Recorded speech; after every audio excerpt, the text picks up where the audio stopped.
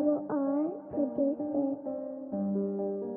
Hey, Ty, what's up, man?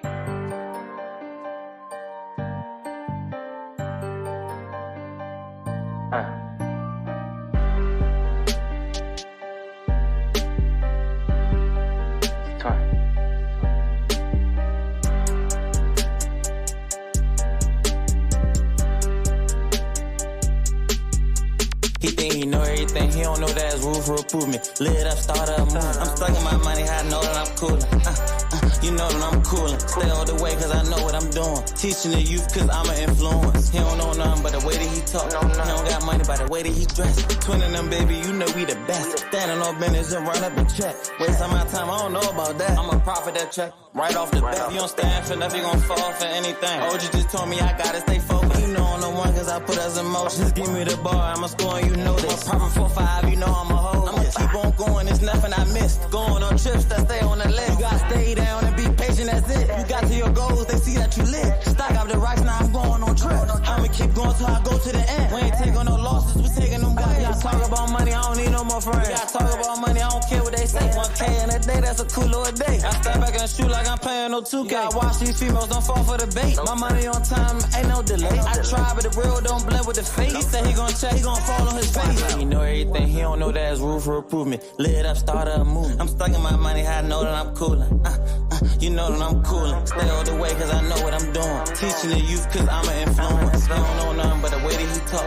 He don't got money by the way that he dress. Twinning them, baby, you know we the best. Standing on business and run up and check. Waste my time, I don't know about that. I'm a profit that check right off the bat. If you don't stand for nothing, you gon' fall for anything. OG just told me I gotta stay focused. He know I'm the one cause I put us in motion. Just give me the bar, I'ma score and you know this. I'ma score and you know this. Free tech. Double R produced it. Hey, Ty, what's up, man?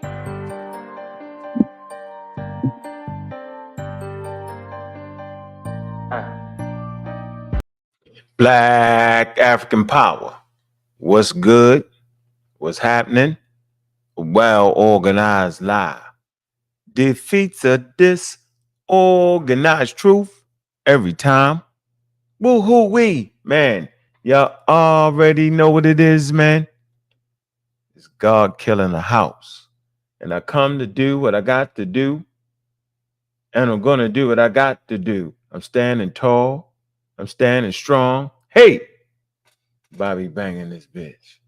It's good, family, man. Look, let's get it together. All right, y'all know what it is, man. It's a drive-by. Y'all know what it is, man. The people get in the building, man. It's a lot going on in YouTube land, yo, but this is where you come to learn at. Y'all know what it is. We locked in. All the way locked in. So, man, let me let the crowd come in the building before we get started, man. Y'all know what it is. I'm your host, God Killer. Education is what we doing. Educating y'all, man, on how to get to the culture, man, how to see the mistakes when they be made in real time, how to know what's real, right? What's live and what's Memorex. Now that everybody got a mic in front of their face, they all think they can do what I do. What's good, Super Wavy, man? I got to get on your show, bro. You just be throwing a link out there, man. You got to let me know. You schedule that time, man. Come on over, yo. You know I support you, shorty. All day, every day. We banging right now. Y'all know what it is. Chief X acting like we ain't back, but we banging. I'm gonna let you run. Yeah, you got what you want, yo. 40 videos later. 40 videos later. Got my full attention. Watch what you say out your mouth when you're in the middle of the streets. Because everything you say will be held against you. We looking in this direction. What is you saying now? I don't want to hear about what you said 15 years ago. That's how they try to do me. Go back 15 years. 15, 5. I mean, he said this. halfway cooking. Nope. I'm dealing with what you're talking about now. You got about 40 of my videos on your page. That's cool.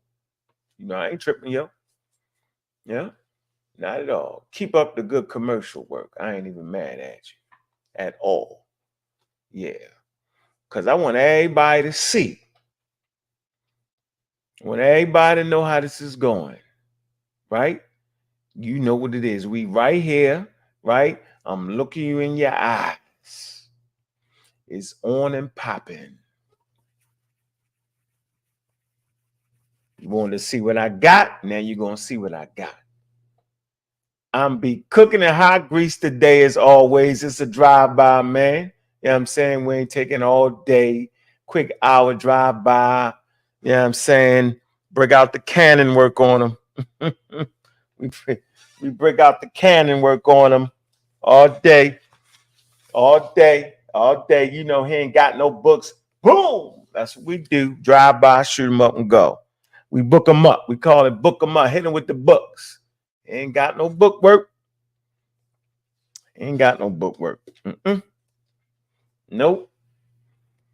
They don't got it. None of them got it. And blase don't got it too. Blase be backing you too. He be backing you too. So I got to put them over there with you. Hey man, big up to the Sunday shows, man. They real successful, man. Successful because y'all supporting it, man. Appreciate y'all coming through on Sundays, man. You know what it is, man.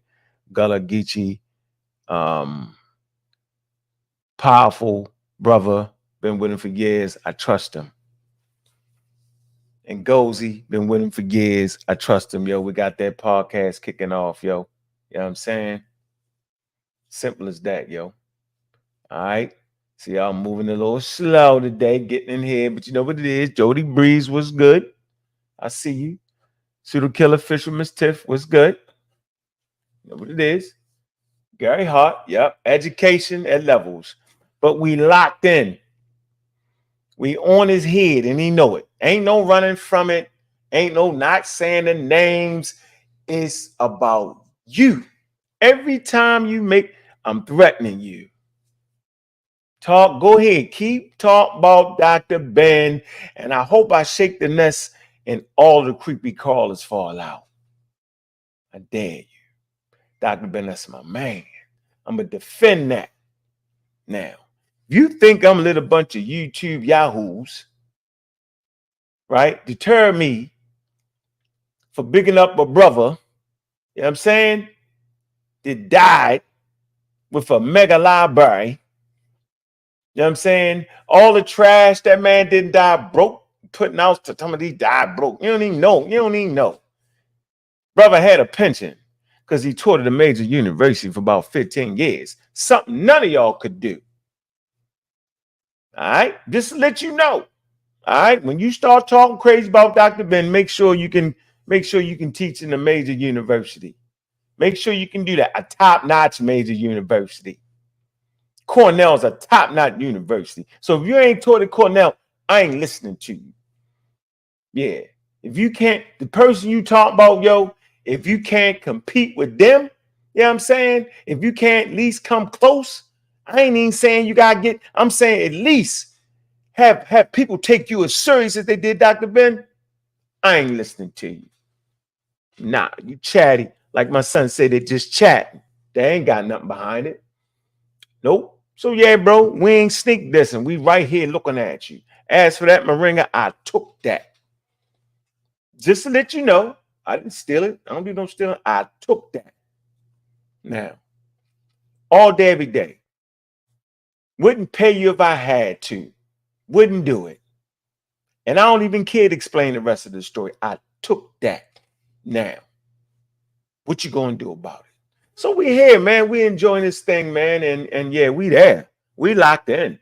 We ain't hollering, screaming. We ain't cussing. We ain't gonna be like him, yo, but we beating them up because we can. You know we can beat them up. Easy work, right? One ain't worth my time, but after 40th video, it's that time with a vengeance. So you know he had already flammed and apologized and then took the videos down. He didn't did all that. Yep. Now he on the Nubians and making mistakes in that. right? So we're gonna start it off, right? Man, y'all know this for educational purposes, man. All right. Well, I'm trying to tell you, yo.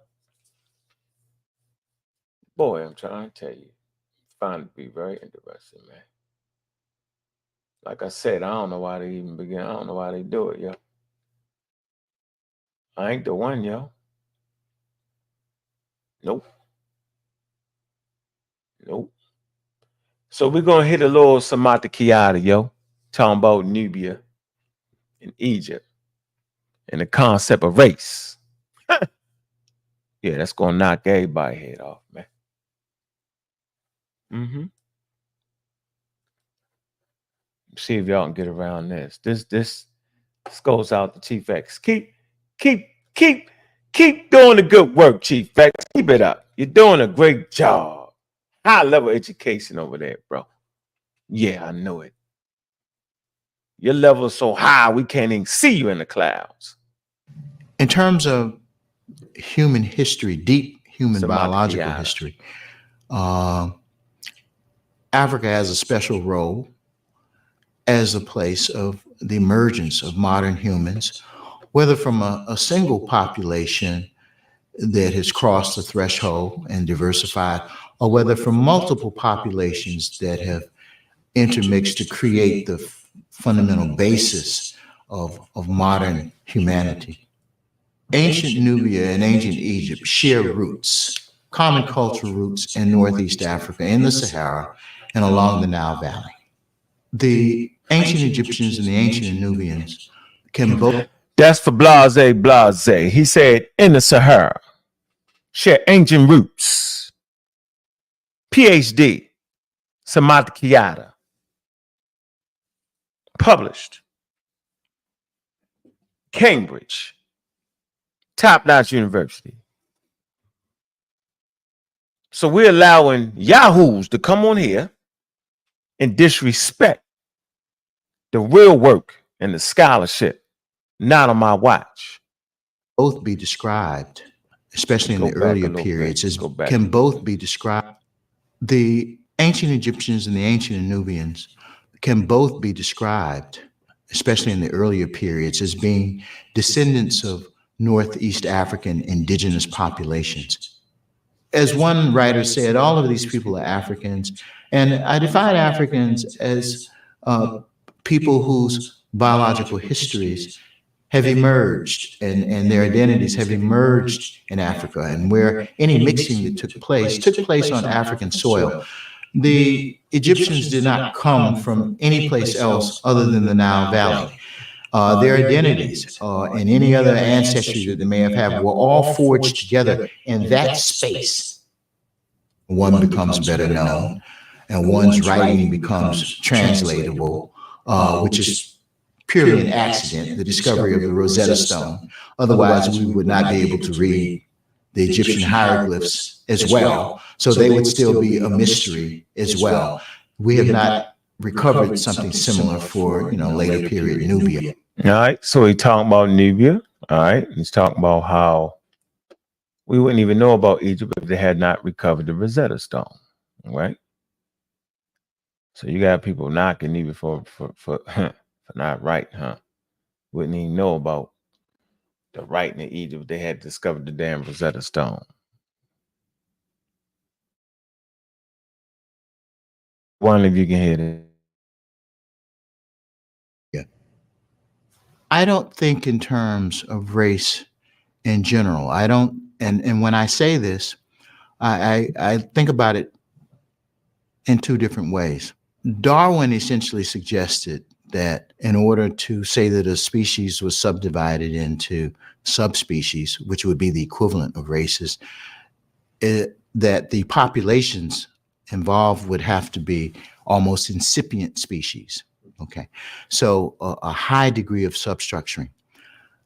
I can tell you that you cannot use the idea of any difference or being able to tell a difference either at the molecular level or physical level as indicative of or requiring the use of the term race.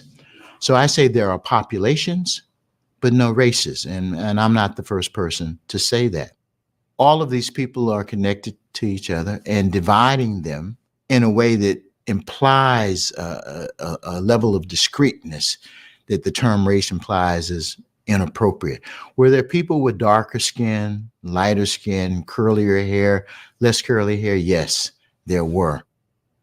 There's no evidence that the ancient Egyptians who did medicine, who made observations, and sometimes detailed artwork about the environment around them, animals, plants, there's no evidence that they had a theory of human variation that would be commensurate or similar to notions of race as they were developed in Europe. There's no evidence that the Nile Valley Africans had a theory that remotely looked like anything that occurred with the Europeans. But yet they argued with me for 3, 4, 5 years. And I'm talking about the other side. I ain't talking about the side on the Chief X side. That's the wild out of order. I'm talking about that. Talking about the other side that was wild and out of order. They all was out of order. Not me. I'm not going down in history as a person that accepted anything less than what the experts said. Y'all gonna remember what it was that the institutions that will be created based around real academia for the African American community, for the small marginalized portion of it that want to get what they call conscious or understanding. They're going to remember that I stood tall when everybody that went against the experts and everybody that went against the scientific consensus and everybody that went against slowing us down for understanding who we are and our value of where we stand as Black Americans. At the end of the day, I might not have no more friends, but what you're going to remember is, man, yo was serious about scientific literacy and actually applying it. But let us continue.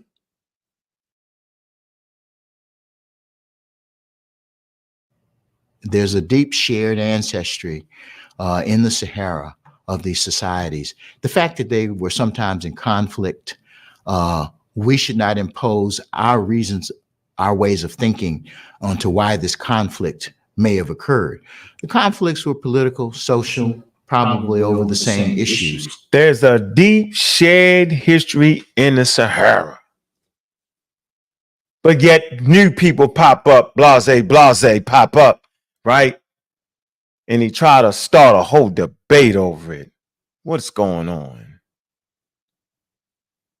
As Samantha Kayada breaks it down, we start to hear the weak arguments that was presented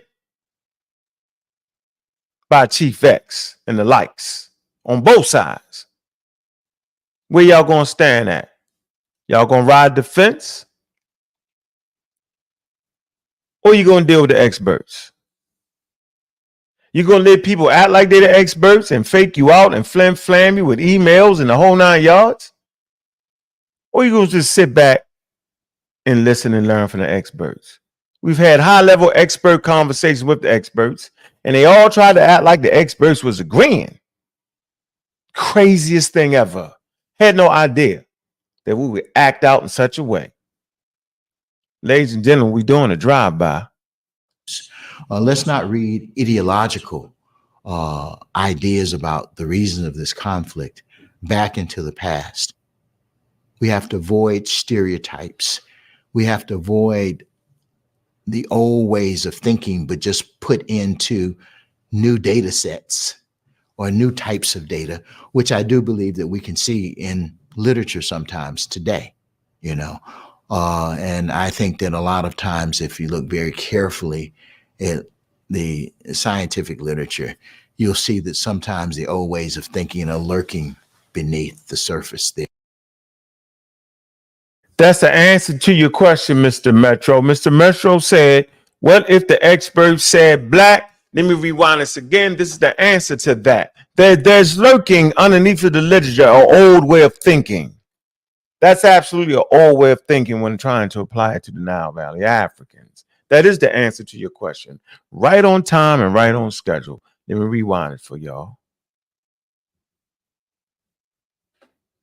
Sometimes the old ways of thinking, a lot of times literature sometimes put into new data sets or new types of data, which I do believe that we can see in literature sometimes today, you know.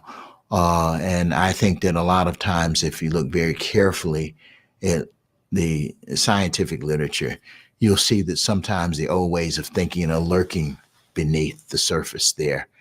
And this is something that needs to be addressed.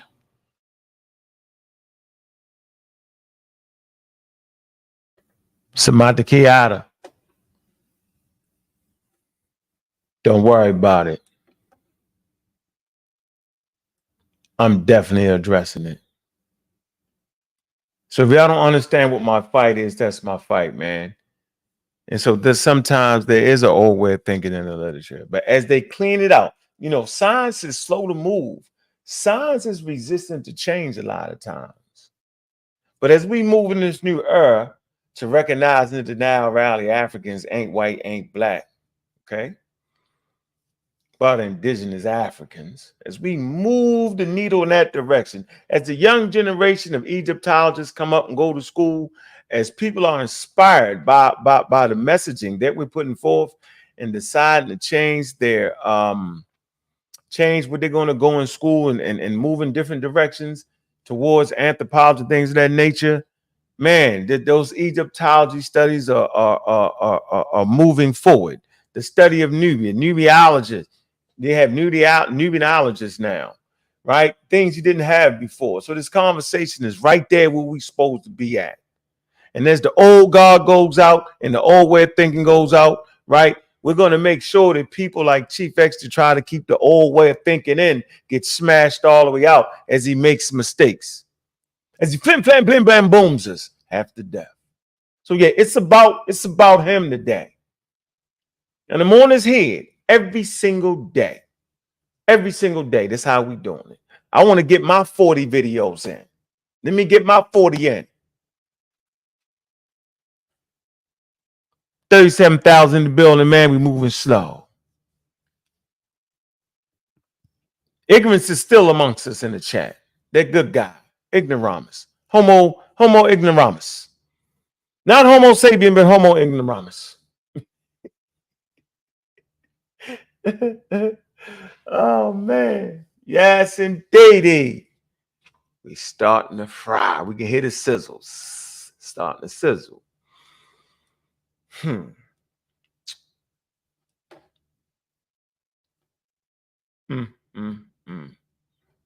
Okay. And let me show you this chart here. This chart here. Gonna get us right out the game real quickly. Let me get this chart. I wonder if I have did it this way. This is a great chart here, man. Man, come on, waiting for the people to dive in. Where y'all at? Moving slow tonight. I know I popped up out of nowhere, but you know, sometimes you got to pop up out of nowhere. Sometimes you got to pop up out of nowhere. Hold on. Ah, man. 1 second. 1 sec.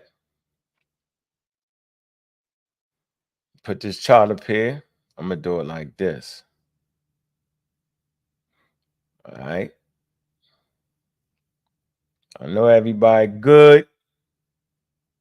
29-minute mark. Put this chart up here and kill Chief X with his first statement. Welcome to the drive-by. Got another video I want to kind of peruse, go through a little bit. You know, we showing PhDs what the PhDs got to say on the subject is what we're doing. We're doing the PhDs. Rather listen to a PhD than listen to a moringa salesman. Telling you, you're going to make out better. Listen to the PhD on the subject, man. And no, I'm not a PhD. That's why I'm bringing you the experts. What we doing? Oh, shoot. Man, let me get that. That ain't it. Okay, my fault. All right. You know how we do it on the fly. We do it on the fly here.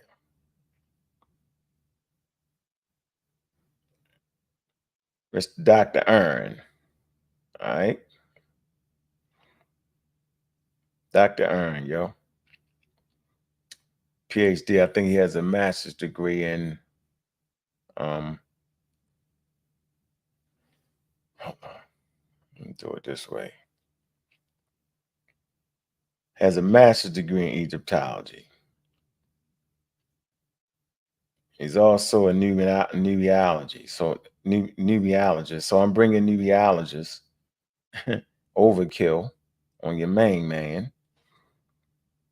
because he just talked too much, man. You get in his annoying voice, right? And then he be trying to hog tie people. I ain't never seen it. I ain't never seen such nonsense in my life. Gonna make somebody like him. I want to tell people what channels they can go to, man. People can listen to your channel, then come on over and listen to my channel, yo. They can do what they want to do, yo. It's about the content. And since everybody let me know it's about the content, yeah, this is about the damn content. But for me, it's about good quality content. That's the difference. For me, it's about good quality content and making sure, hold on, that the foolery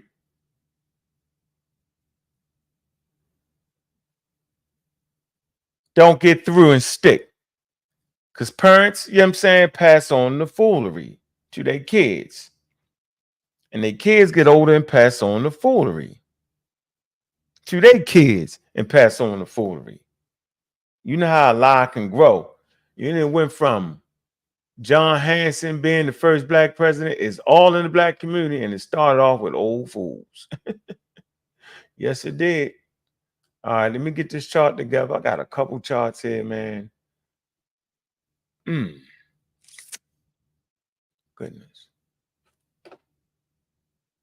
All right. I'm going to take it nice and easy, man. Let the people come up in here. Put that on there. All right. Gmail. Show this chart. Now, this chart is going to be my opening statement on it. We're going to go with this chart right here. Okay? Come on, man.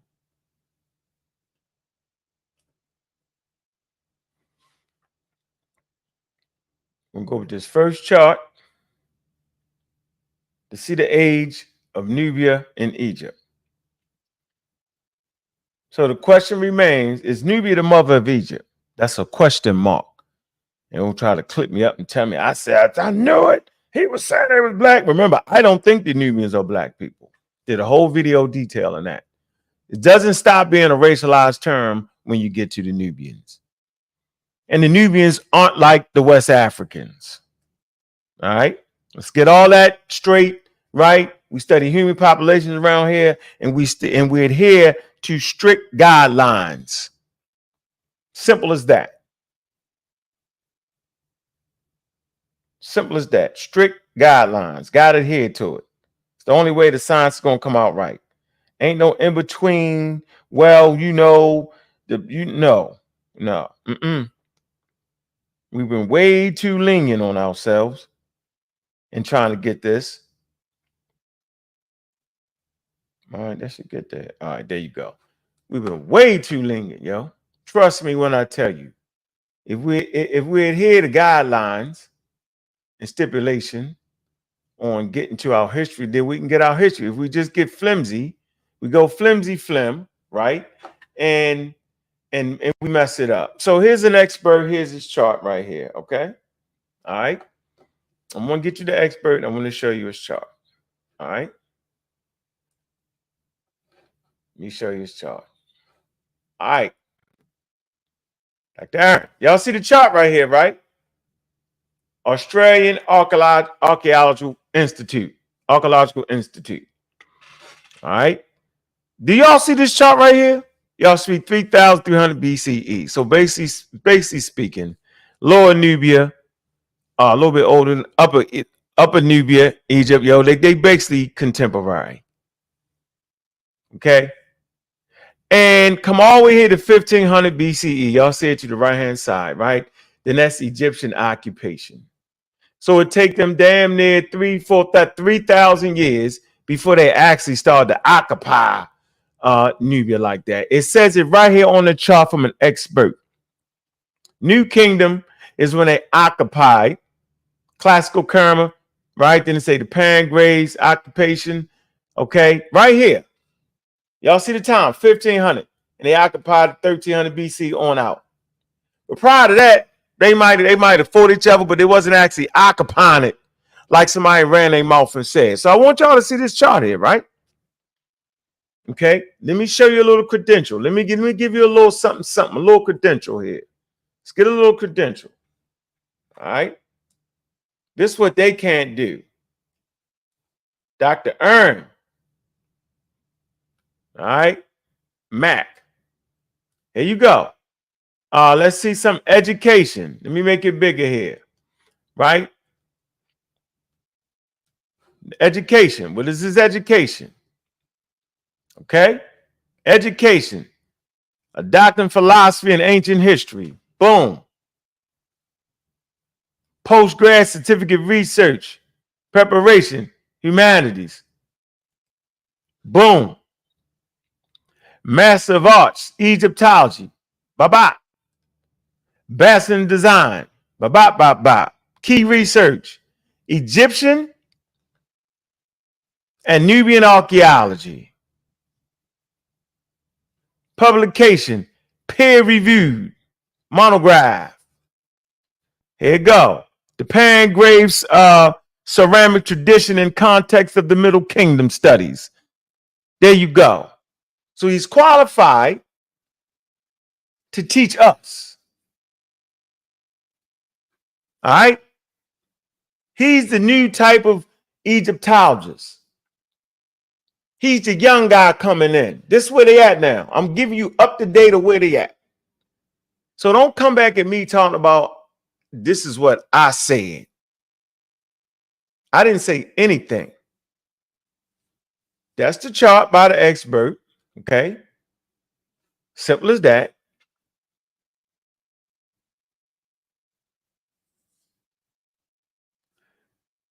No diplomacy. Yeah, of course. We all been using that. You didn't know that? We all sat down and watched the videos together. You're supposed to use him. He's top notch. What you mean? The question is, did y'all use him right though? It ain't about just having an expert. It's about understanding what the expert is saying. Okay. So with today's lesson in the quick drive-by, we got Dr. Earn. I want to bring another PhD. So you've seen the chart, right? We see basically that Nubia is contemporary. Anybody saying that Nubia was started thousands of years later is wild. And worthy of getting beat up on a scholarship. Worthy, because that's not what they say. They don't say that. Okay? Have another expert for you.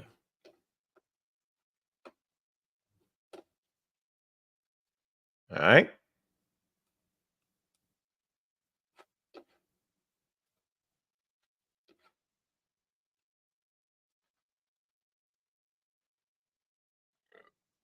From Harvard.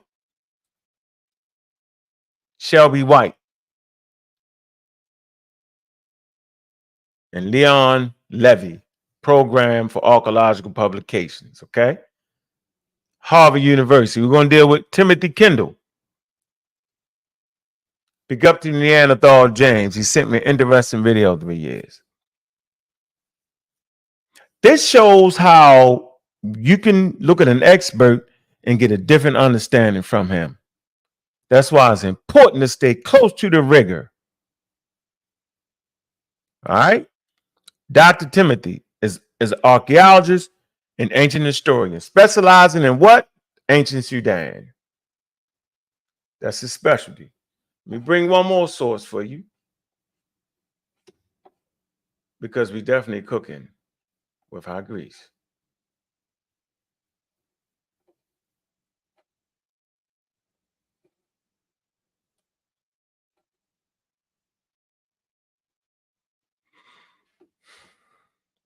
Let the page load up for a sec.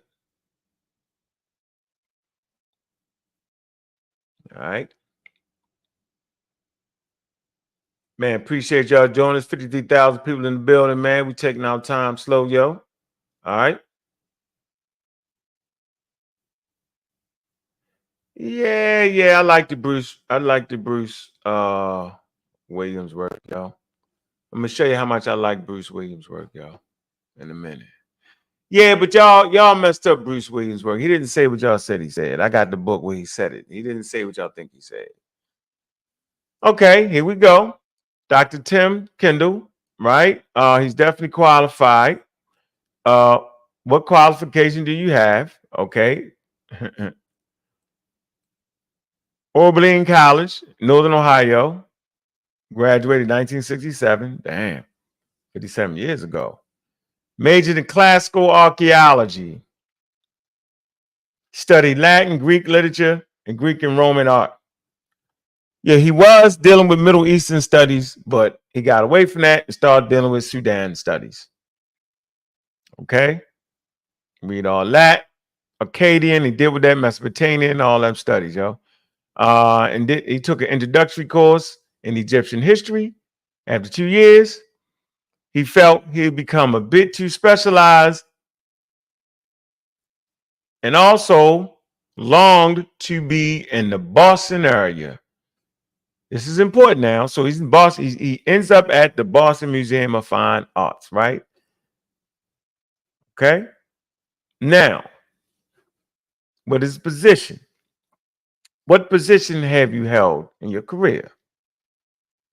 The Department of Egypt and ancient art at the Museum Boston, the Museum of Fine Arts in Boston. Why is this so important, man? Because this is where Reisner worked for them. All right. Remember that. Who is Reisner? I already know the dude don't know who Reisner is, right? Because he ain't know who Peachtree was. Reisner did the excavations in the Nubian sites. He called them Negroes. He also said he found them in Nubia. It's in all his writings. Y'all can just look at it. So the original black geologist was Reisner, because he said the Nubians was by the millions in Egypt. They just were slaves. They held the same position as the blacks did in America as slaves. So based off of them, it ain't never been a time where black people weren't in Egypt. Now that's a wild assertion, right? That's a misnomer, right? They always say that the 25th dynasty is the black pharaohs. And the question is this: if the 25th dynasty is the black pharaohs, then who is everybody else? See how quick the white people? See how crazy it is? Never acquiesce to a faulty premise. What's the faulty premise? That the Nubians, the West Africans, and all them are black people. They wasn't black people until colonialism. They had tribal names and clans. They had histories. They had religions. They had folklore. They fought wars. They lived. They died. They created their own boundaries. Skin color doesn't become important until colonialism. All right. So let's come here. This is what important. Can you explain a bit about your management of Jebel Barkal project? Why is that important? Let's see. It's something simple for you. Let me see if we can find that. Oh, by the way, big up to Dr. Ben. They hate that. Yo. They hate Dr. Ben, yo. Good. And no, I ain't telling nobody to read it. Y'all wouldn't read it if you shoot. No, I ain't telling you to read it. So Jebel Barkal, am I saying that right? Let me see. Pronounce it. Let's see. Make sure I'm saying it right. Jebel Barkal. Jebel Barkal. Jebel Barkal. Here you go. Take a good look at this. You lay your eyes on this. This is important for the Nubians and the Egyptians. All right. And what's the location? I want the location for y'all. Use these maps and don't nobody seem to know. Up, Jebel. You see that? There you go. Shown within Northeast Africa. Location.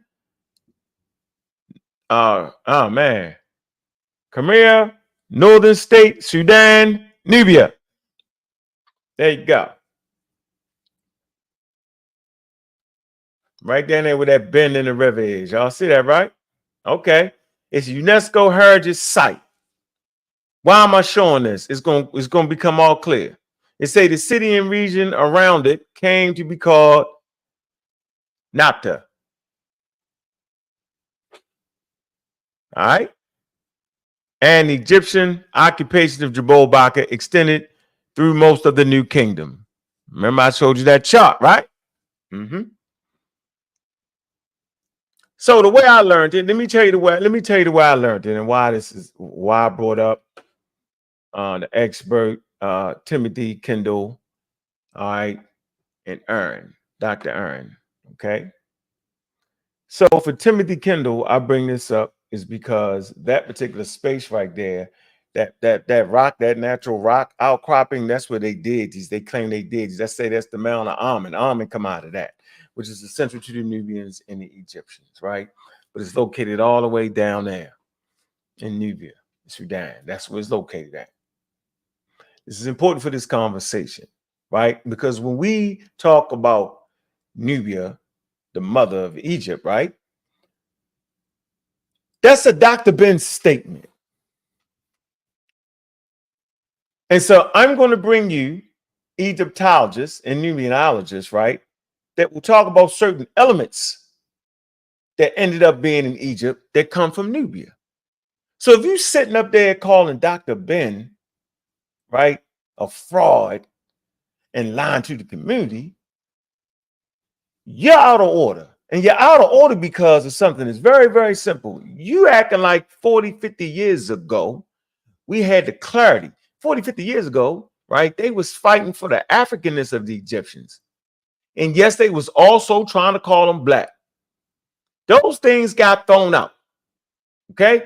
Specifically at the Cairo Symposium. I watched the video the other day. I'm react to it. They was claiming they giving up work about the Cairo Symposium and act like they settled on the Egyptians being black. No, they didn't. They settled on them not being black nor white, but being indigenous, African, and being a homegrown civilization is what the hell they did on. So I don't even know why the community is even playing this game. It's miseducation at levels, taking real material and miseducating. So when Dr. Ben said Nubia was the mother of Egypt, I can understand that. And so it was always our job to prove if Nubia is the mother of Egypt. We realize now that he overextended it. So if you right now saying that Nubia is the mother of Egypt and all that and adding everything in it, you did too much. And now we're going to call you pseudo, but we're not going to call Dr. Ben pseudo. And we're not going to say he's out of his mind for saying that because he was well within his right.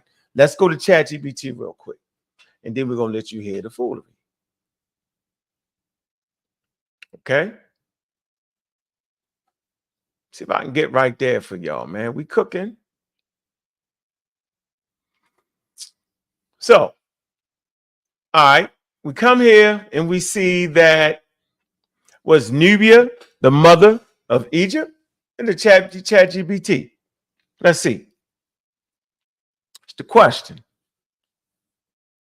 The relationship between Nubia and ancient Egypt has been the subject of scholarly debate for many years. Nubia, located to the south of Egypt, in what is now Sudan, had a complex and intertwined relationship with ancient Egypt, particularly during different periods in history. See, people will take the time periods where they occupied Nubia as they occupied Nubia the whole time. That's a fraud scholarship right there. It's not reality. It's not based in reality. It's an alternative thing that them dudes be promoting. It say the pre-dynastic influence. Some scholars argue that the early Nile Valley civilization, including those in Nubia, shared cultural traits with ancient Egypt, suggesting that Nubia may have influenced early Egyptian development. Is it not 2024? Is that not what scholars are saying? They're not speaking in absolutes, but is that not what they're saying? Archaeological evidence indicate that both regions had similar burial practices, pottery, and other cultural markers. This has led to the suggestion that Nubia played a role in the formation of Egyptian civilization, though Egypt ultimately became a more dominant force. It's a Kerma in Egypt during the Middle Kingdom. See, it's a different time period now. 2040 to 1782 BCE, the kingdom of Kerma and Nubia became powerful and at times rivaled Egypt. The cultural and political exchanges during this period were sufficient, with Nubian influencing Egyptian military practices. You know how important that is to influence another nation's military practices? How powerful do you have to be? And even governing parts of Egypt during certain periods. Y'all didn't even know that. Now let's move to the 25th dynasty. Perhaps the most direct instance, now they're talking about direct instance of influence over Egypt occurred during the 25th dynasty. It say that's 747 to 656. It say when Nubian rulers, also known as the Kushite pharaohs, ruled Egypt. The Kushites, originating from Nubia, took control of Egypt and restored many traditional religious practices. Now, how could they restore many traditional Egyptian practices if they didn't know the goddamn Egyptian practices? Think about that, yo.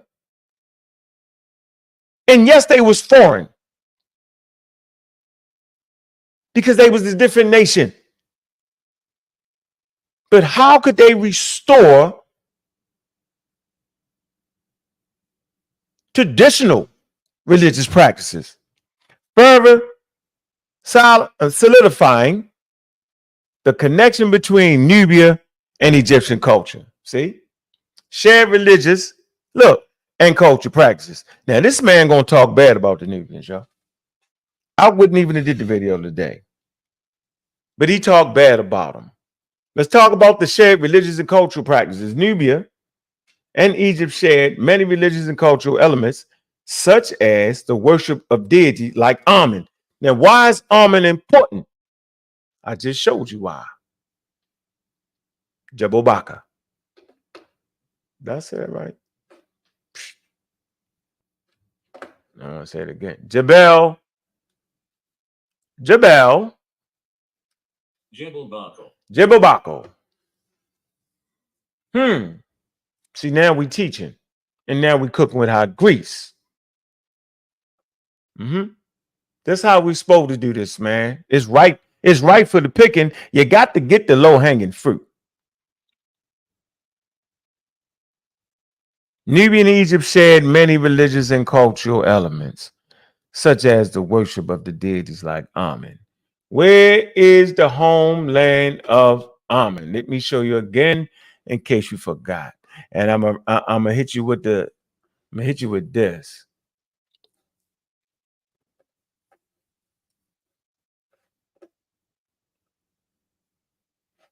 Right here. Jebel Bakr in Sudan. I just want to say Sudan now. That's what I want to say. I want to say Sudan. Make y'all start crying. There you go. Look to the left, ladies and gentlemen. Do y'all see that? If you look hard enough, let me see if I can make this bigger. If you look hard enough, the funny part about it is you can start to see these natural deities in this outcrops right here, yo. Yeah. If you look all the way to the left, yo, you can see the Uranus snake that you find on the pharaoh's hats. I ain't even gonna get that deep. I'm gonna let y'all marinate on that. I'm gonna do that maybe this weekend. I'm gonna go ahead with the slides, right? For Timothy Kendall. Yeah, you feeling me? Right? But I want y'all to take a good look at that. If you look hard enough, you can actually see the deities. That's what it's a phenomenon. I forget what the phenomenon is called, right? When you actually take natural geographical features and start to deify them, that's like the old thing. That's when it's old, right? And then you fashion it up, right? But it starts off with natural. They do it in Africa, right? There's clans that will take something that look like something to them in their imagination, look like it, and they say that's where it started at. And remember where this is at. Now, this is an outpost. Now, this area here will end up, if there's roads that end up leading towards inner Africa. So, Nubia was in trade with inner Africa. All right? That's what made them powerful. Them luxury items. Exotic items. Most people don't even know that the Nubians, they had that fly linen. Look it up. Fly. Big up to Pan-African James for sending that video on that scholem. I always give people credit. All right? I always give people credit, yo. You might be, one day we might agree with something, one day we not, yo. That's cool. James always been a good dude, yo. Matter of fact, y'all don't even know, yo. He gave me and Smash some hoodies to wear, yo, at our Coming On Trial debate. So when you see them hoodies we had on, they came for him in this store, man.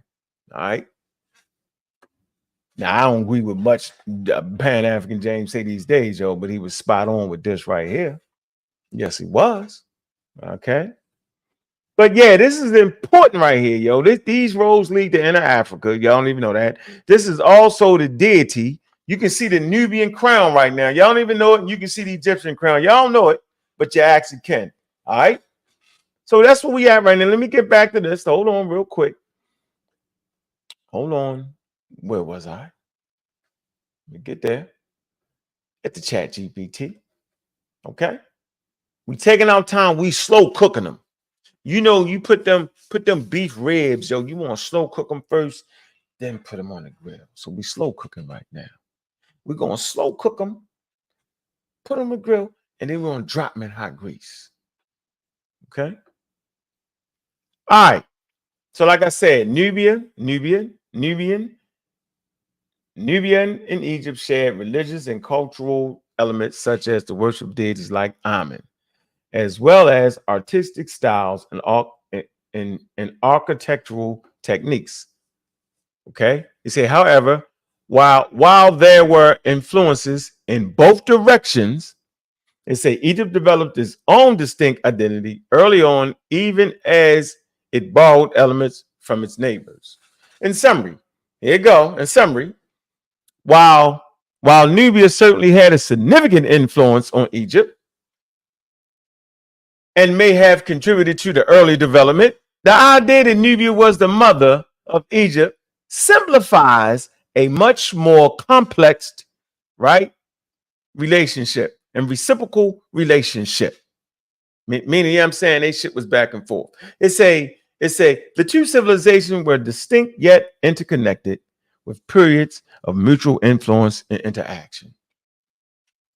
So if you ain't teaching that, then you got a Rosner understanding. If you ain't teaching that, then you got a Petrie understanding. If you ain't teaching that, you talking about some wild outside bordered in culture that we hear these dudes talking about that they took them videos down. We all heard the conversations, man. Now we want to know, what was y'all arguing about? What was everybody arguing about? Now it's time to be clear. See, I enjoyed the banter of the back and forth, and then we got to the point where we couldn't even talk to each other. Then we went on our own channels. We did all that.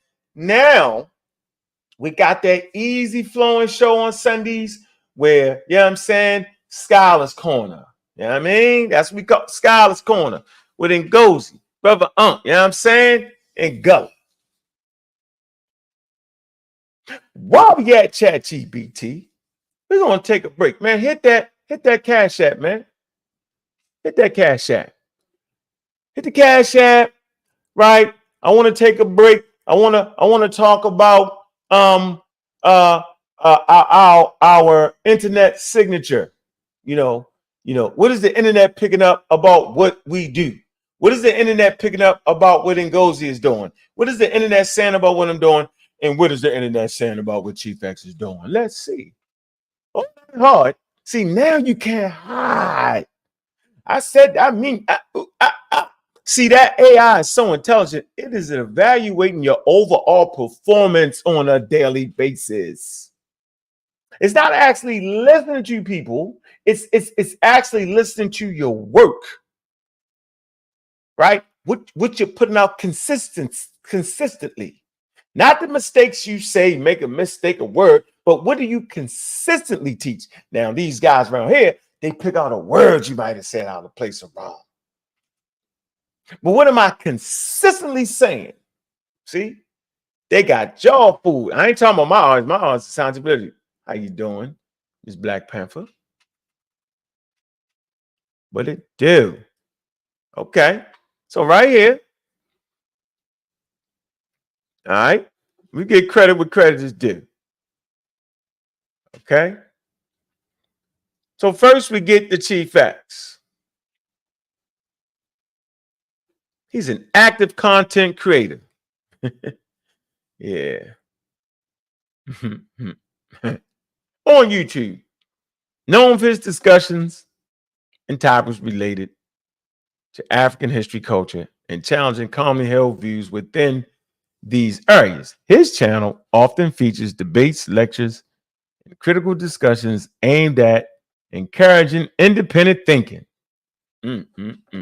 Chief X frequently addresses misconception in Afrocentrism and engages with other content creators in thought-provoking discussions. You can explore more of his content on YouTube. Y'all know where he at. Is his information aligned with experts? That's interesting, huh?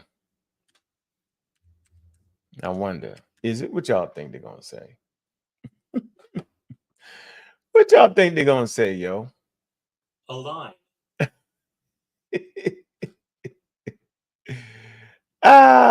Is his work aligned with experts? See, this is what we want to hear, yo, because this is how we fighting this. We fighting this thing like this, yo.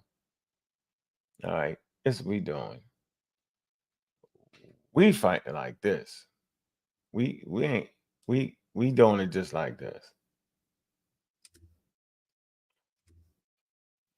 Yeah, this is what we doing. This is what we doing. Here we go. Oh, y'all want to see it? So y'all don't think I'm making it up? I ain't making it up. For what? Yeah, I'm gonna just show y'all here. Look, the question. We just want to know where everybody at. Y'all can just put everybody's name here and see where they at. All right. Is it aligned with the experts? Chief X information often diverges from mainstream academic consensus and expert opinion, particularly on topics related to African history and Afrocentrism. He frequently presents alternative perspectives that challenge widely accepted narratives, which can sometimes lead to disagreements with scholars and academics in the field.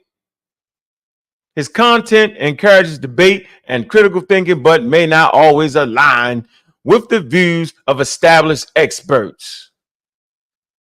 Right. I ain't gonna hit the button that says incredible. I'm gonna give him a break. Oh man, I ain't gonna do it to him. I'm gonna say that. Man, you're gonna say, you know, you always got something to say. You always got something to say. So I'm gonna say, I'm gonna save you.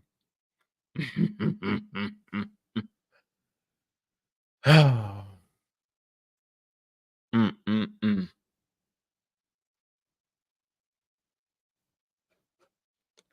Mm.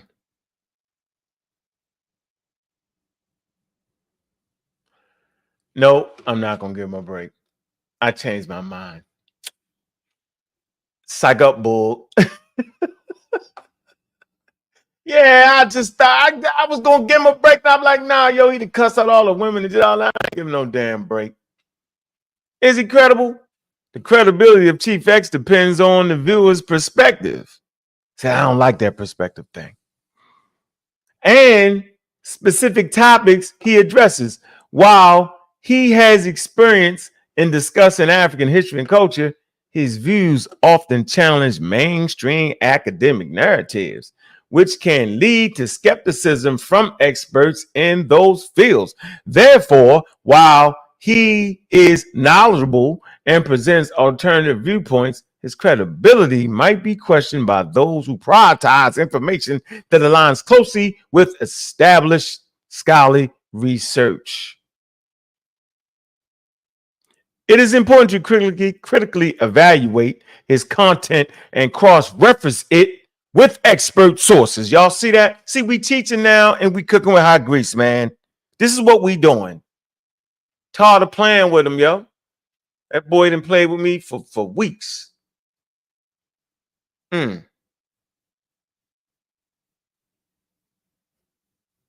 Crazy.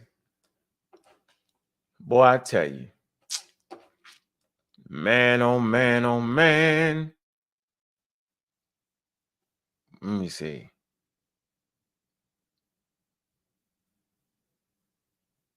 Hold on. Animals and insects. Oh, my fault. Let me see.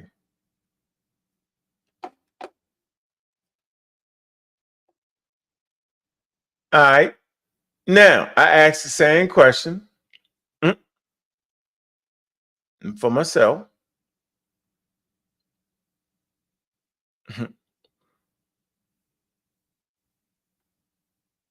Now, how about Brother Unc of the Real Black Atheists? Same question. Let me share the screen. Let's see. And I asked the same question about gold. Brother Unc, leader of Real Black Atheism, founder of Pseudo Killers, places a strong emphasis on evidence-based research and scientific rigor, aligning his views more closely with academic experts.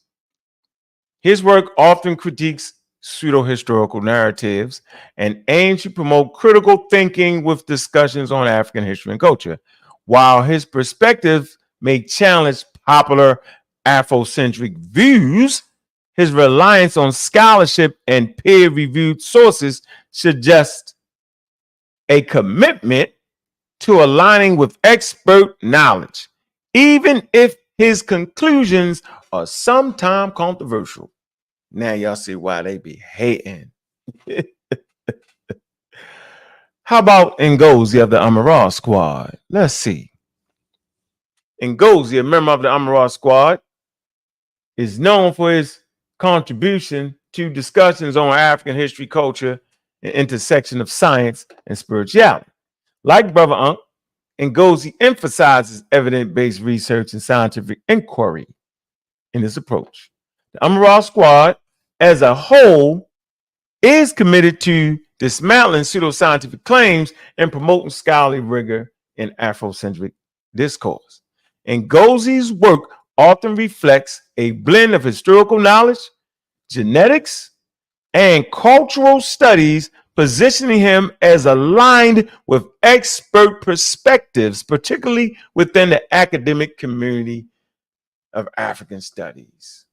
Now, Gullah Geechee, I couldn't get a reading on him because he got to get that better so he can get his signature on there. That was our break.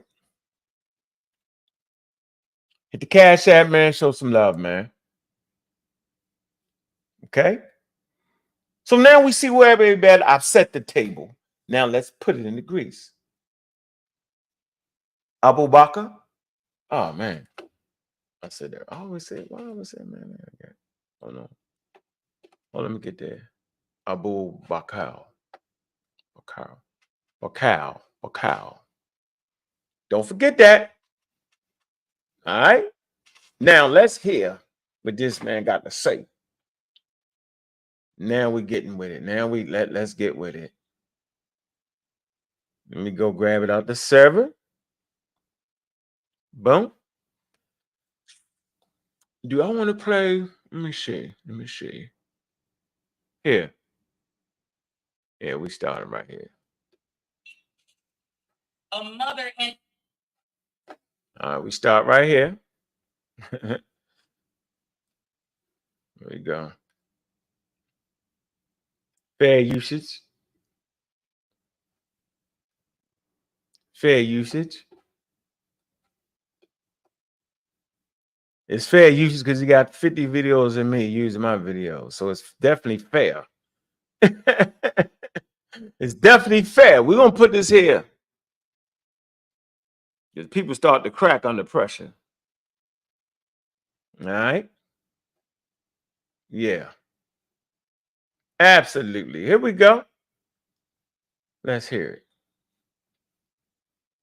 Like I said, I don't mind y'all using content, man. Just, when I got guests on, respect the guests, man.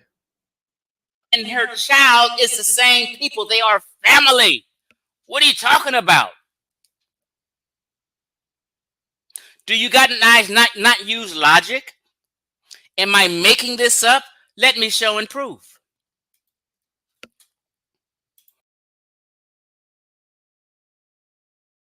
Of course you making it up. That's what he do. He make it up. No, I don't want to put that laugh in there, yo, because he got that wild laugh, yo. Of course he's making it up. Let's see. Here goes Dr. Ben teaching Black Americans that ancient Nubia is the mother of ancient Egypt. Goodness sake. How? Everything Nubia did came thousands of years after Egypt.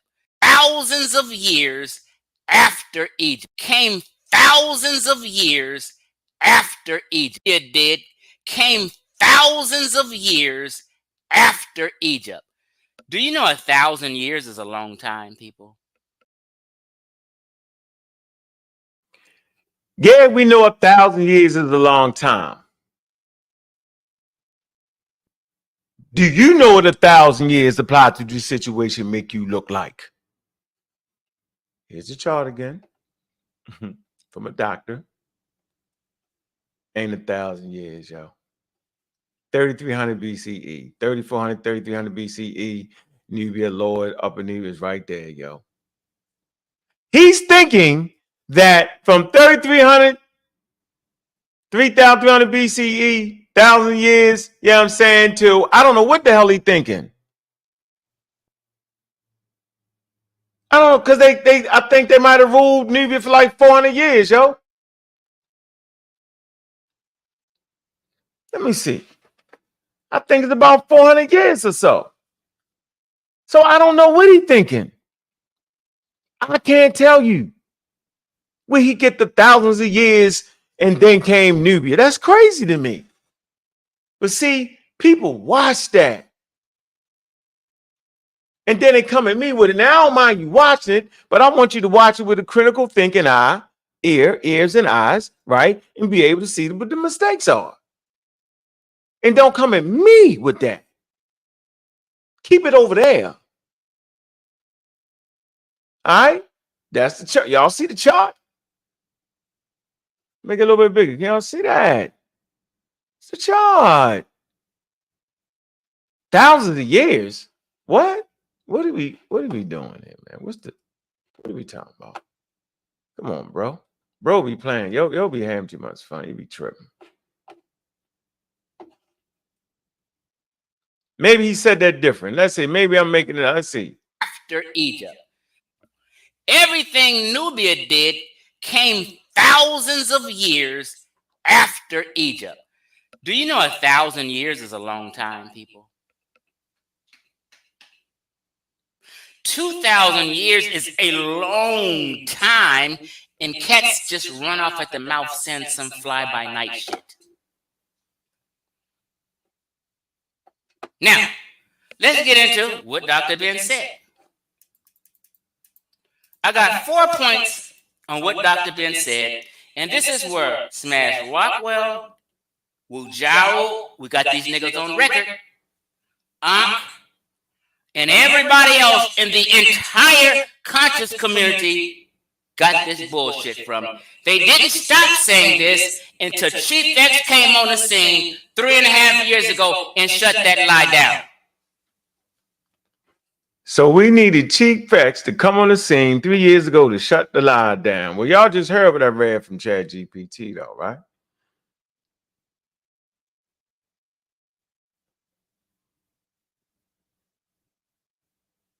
Like I said, anybody saying Dr. Ben was lying ain't up on Dr. Ben's work.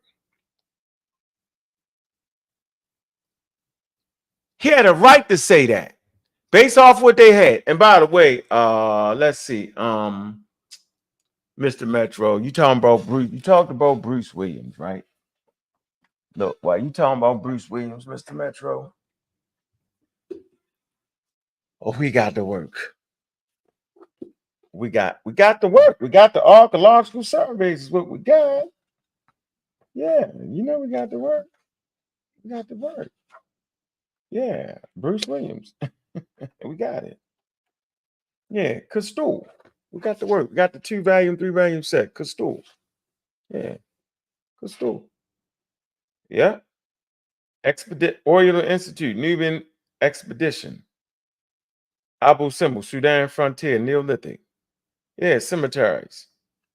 Yeah, Williams. Mr. Bruce Williams. Yeah, we got the. Absolutely. We do. Yeah. Not just one. We get a little bit bigger. So we do it like this. Boom. Yo talking about Nubia, they ain't got no books on the subject. I don't understand that. I'm trying to figure out.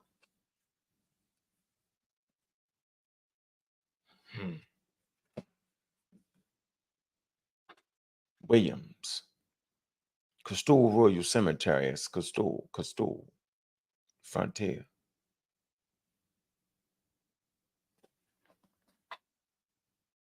Y'all see the picture, right?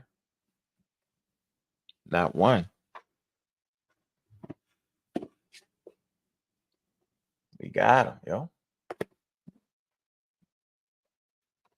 Where's the guy at? Drive by, yo.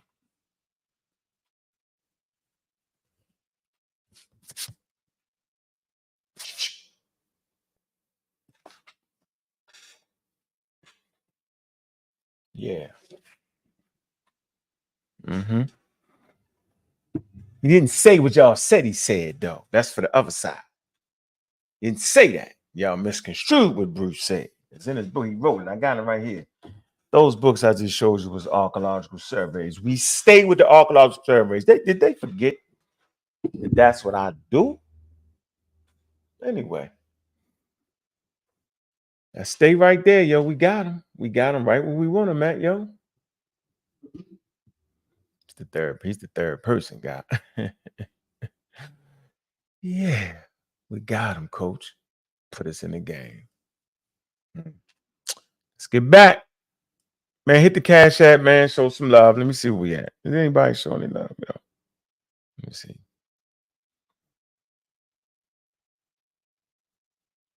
Nope. It's all good. Is what it is. We're gonna keep cooking. Mm-hmm.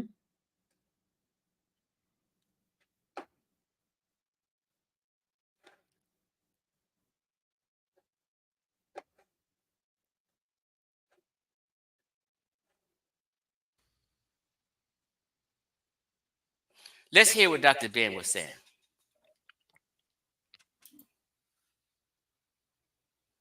It remained because it was the first. It is the Nubian origin of Egypt. The Nubian origin of Egypt. The Nubian origin of Egypt. Nubia is the origin of Egypt, according to Dr. Ben and all of his students. You heard him. Let's go. Most people speak about Egypt as if. Pause. Hit a number 8 if you can hear the video well. In my ears, only one speaker playing, so the audio, whoever uploaded this video at the time, is poor. But if you can hear it a little bit, hit the number 8 and let me know. Okay, thank you, Donnie Williams. Let's continue to hear this bull jive that Dr. Ben is teaching. Most people speak about Egypt as if Egypt was the first civilization or society in Egypt and in Africa. And that couldn't be more false than saying that a rabbit is a pigeon. Egypt is one of the last of the ancient cultures. Egypt is one of the last of the ancient cultures. Egypt is one of the last of the ancient cultures. Pause. Come on, Dr. Ben. What are you talking about? He's saying Egypt was after Nubian kingdoms or Nubian peoples' culture. This is what Dr. Ben is saying. He made the claim that they came from the south where the god Happy dwelled. He said the Egyptians said this. They came from the south where the god Happy dwelled. All the way down to Uganda, Kenya, at the beginning of the Nile. Come on, Dr. Ben. That's straight bullshit. But let's continue. We got all you cats on record. Let's go. If not the last along the Nile. What made Egypt so important is not that it led any African society in antiquity, but that it is the society where most of the artifacts have remained because it was the first of the African societies of the entire world. Let's move forward. See, he ain't want to bring that. What he was going to say was they're actually built in stone, which allowed the monuments to stay. So he's absolutely right about that. But he did go too far with saying they was like the last. He went far with that. But you can see why he would go far with that in the middle of racism, white supremacy. People saying Egyptians was white people. Okay, so you can see why he went that far. But when you read ChatGPT, right, based off of the evidence, you couldn't interpret it that way. See, this is what this guy's not understanding. I'm going to say this again. If you sitting there saying, well, Dr. Ben was a nut, he said that, it ain't like he came out of the middle of nowhere with it. Okay? He just didn't. I bet you y'all couldn't tell the difference between the Nubian artifact and the Egyptian artifact. Bet you couldn't. So yeah, he might have oversimplified that. That he did do. And so today we're not saying that. But we're going to talk about some things that's distinctly Nubian that you will find in Egypt. We're going to definitely do that tonight. But the man wasn't crazy and a pseudo like everybody keeps saying. Based off the way he interpreted the data. He interpreted the data the way the experts at the time interpreted. And I'm not saying all of them, because a lot of them were saying something totally different. Some were saying that they was coming, the invading race theory. Some of them were saying that it was homegrown and indigenous. Some of them saying that Nubia was behind. In those days, they definitely put Nubia behind. I'm going to say this again. In those days, they relegated the Nubians to the same place that Chief X has relegated them to. Slavery and servitude. Let me wind back where he actually does that. Egyptians had their eye on. Didn't trust them. Who came up because people were hanging on Nubians so tough that they didn't understand that there are different tribes and different groups of people who would be in the geographical area called Nubia. Now we understand that. So I don't know who he talking about when he say that. We clearly understand all that, yo. Yeah, we've been talking about that for months. Yeah, that's something we talk about right there. We definitely talk about that for months. Let me see. See if I can grab a quick one here. I can grab this real quick. Watch this. I can hit y'all with this real quick. Look, I can hit y'all with this super quick. Watch this. I'm going to throw a slide up there. Let me see if I can get the slide. Hold on. I want to get the slide. I'm going to show you something. They sitting around there playing, yo. We ain't playing. Come on, man. People miscarry. Man, go ahead and put that on somebody else. Don't put that on me. Shoot. Keep getting my thing mixed up. Don't get my thing mixed up. Okay, here you go. Shoot.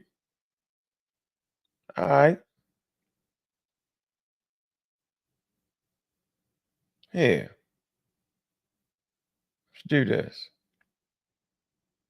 Same dude, different lecture. Here you go. Let me get this in here for y'all. Okay. Put the slide up for y'all. Show you what we teach in case y'all confused. I don't want nobody confused around here. All right, because they definitely not playing fair. All right. They just not playing fair, yo. Nobody's playing fair, yo. And when you're a straight shooter, when all you care about is making sure the data is right, yo, you just gonna run across a lot of confusion, yo.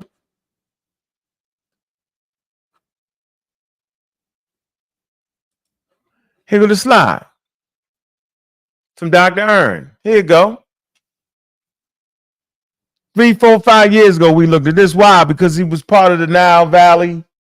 What's it called? Nile Valley contingency. Hold on. Nile Valley. Hold on. Look, y'all. Look. And you know, I use collective. You know, I use this website. You know what I'm saying? To fight Jabari and them. And they thinking I'm tripping. Oh, shoot. Nile Valley River, Nile Valley. Damn. Hold on. Let me show y'all something.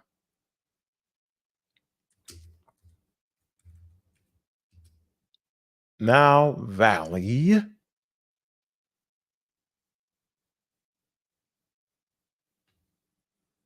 Why I messed that up, man? Is that it? Nope. Shoot. Hold on.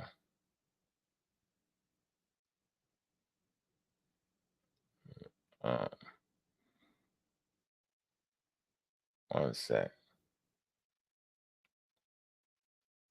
Collective. Where's the daggone website at? Nile Valley Collective. Hold on.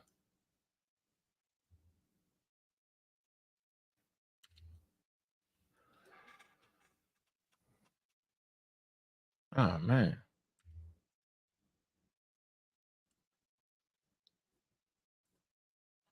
Right here, Nile Valley Collective, yo. All right.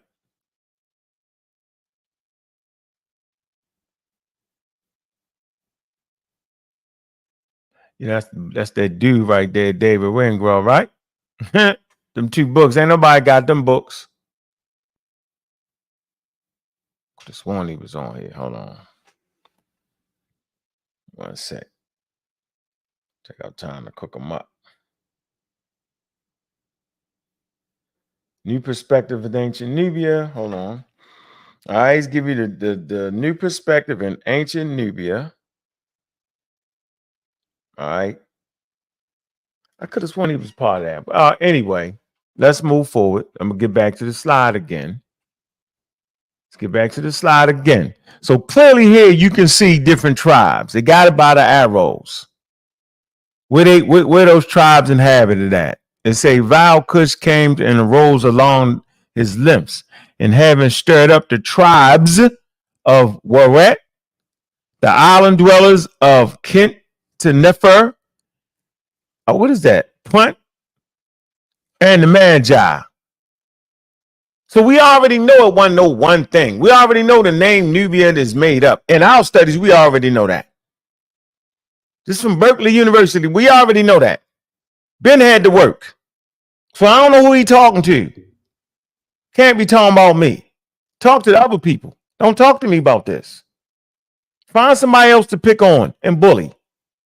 I don't even like using that word, yo, because I'm going to come at the bully. I'm going to stand right up on that.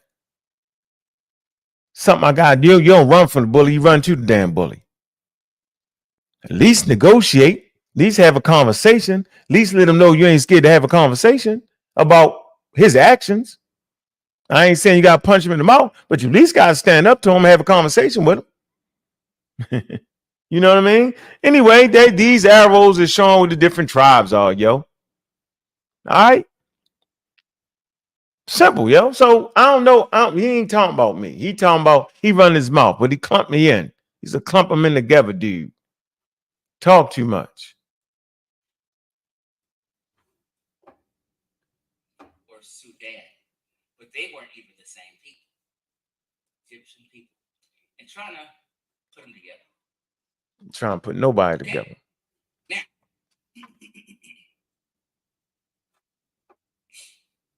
about 2 years ago, I made a video. And what did I say in this video? I titled it, "Fuck Nubia. It's about the kingdom of Kush in its location." Let me share my screen and show. Man, I wish Chief X was a formidable opponent, yo. It'd be all good for me, yo. This is low-hanging fruit. I wish. I swear I wish. But he's the champion, though, for the North Africans. A takedown champions. He's definitely a champion of the North Africans. When the Kushites ruled Egypt, See, that's a never. let me put that on pause. Yeah, put that on pause.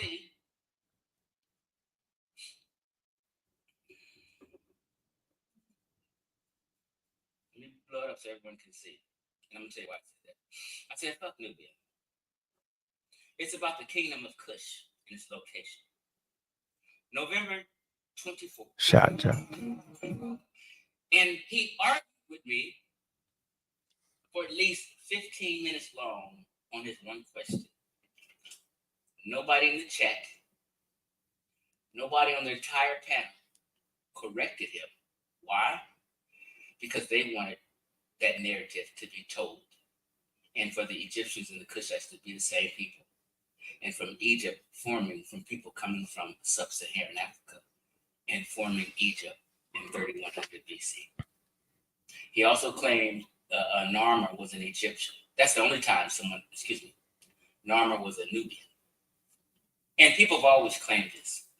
But I said, nope, he's an Egyptian. Sonetta finally looked it up and said, okay, Narmer's an Egyptian, and corrected it. But nobody will correct it because they want that narrative to be true. We're going to show you the origins of this fake-ass narrative, of this fake-ass history that Brother Reggie is carrying on today. Brother Ankh has tried to carry it on, but he's gotten shut down, so he's kind of fell back on it. It's crazy, yo. You just say anything. Say anything. I fell back on it because of him. But he still made videos today alluding to these ancient people down south. So he talking about the last couple videos I done made. I ain't made no alluding to nothing. That's all right. We got him. We got the hot grease for him. He already frying. Gonna double up on him. I want to hear what he said about the Nubians.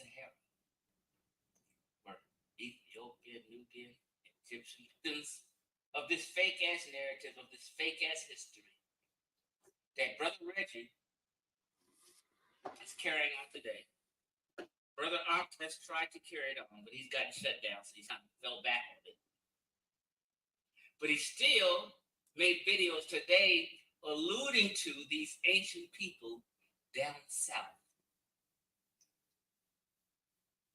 forming Egypt, and these people coming from the Sahara were Ethiopian, Nubian, and Egyptian people, and trying to put them together.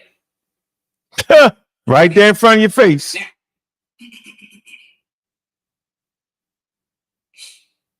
about 2 years ago, I made a video, and what did I say? I titled it, "Fuck Nubia." It's about the kingdom of Kush in its location. Let me share my screen and show. We call Nubians that were living on borders and shit like that were mixed. Who came up because the 25th dynasty was a dynasty called the Black Pharaohs. And the Black Pharaohs was related to Kushites, who came up from their capital called Kerma or Meroe, right? For the Egyptians. Kushites didn't. Kushites was a possible foreign invading force that the Egyptians had their eye on. Didn't trust them. They called them wretched in some time periods, which we say today, ratchet ass. He just got a wild narrative, yo. He reads no scholarly work on the situation, yo. Once again, he says I'm making up a false narrative of them coming out of the Green Sahara. There you have right there, ladies and gentlemen, if you look at the map is clearly showing you that Egypt is in the Green Sahara, and those archaeological sites right there are in damn Egypt. You can see it. You can see Sudan. You can see Egypt. You can see Libya and Chad. They're intersecting right there. Y'all can see all that. Y'all see Egypt. This map is a map of Egypt. It's right there for you. Real big for you. So if y'all sitting there right now, looking at the damn map at 7,000, map A, 7,000 to 500, 300 BCE, and y'all can't see them red dots with numbers on it. What's the numbers for? The numbers actually identify the daggone places right here. If y'all sitting there looking at that and then can't look and read some information on that, then you tripping. Then you should not even be watching then. My audience is very, very intelligent. We talking about the haters. Jebel Kabir. We know what that is. All right. Number 22. We just go to number 22 on the map. Hey, sitting around here playing with y'all, yo. Number 22 to the right side. You can see number 22 in map D. You can see it right there. Kill Gabar. Kabir.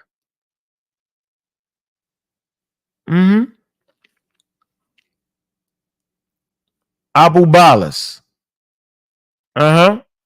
We make our way. There's actually rivers and tributaries, right? And lakes in that area. But anyway, man, they just talking. He chatting. Super chatting. Hold on. Yeah, super chat.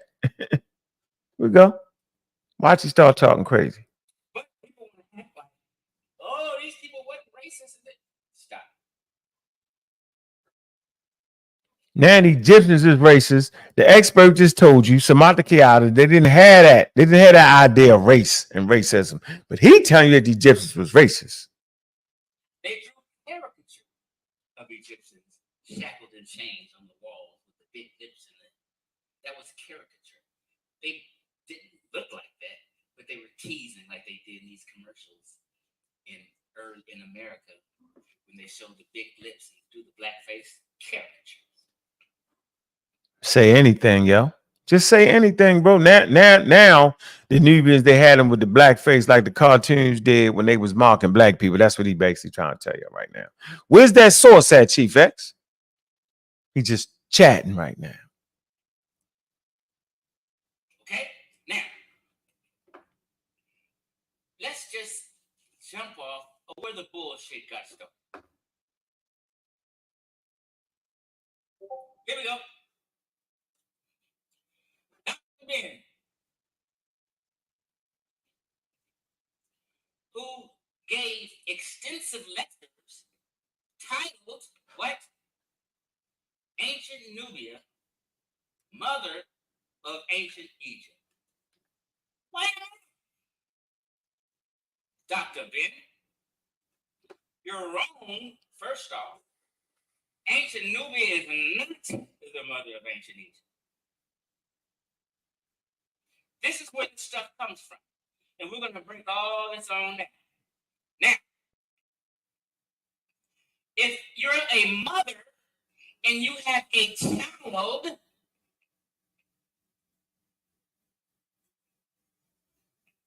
we couldn't.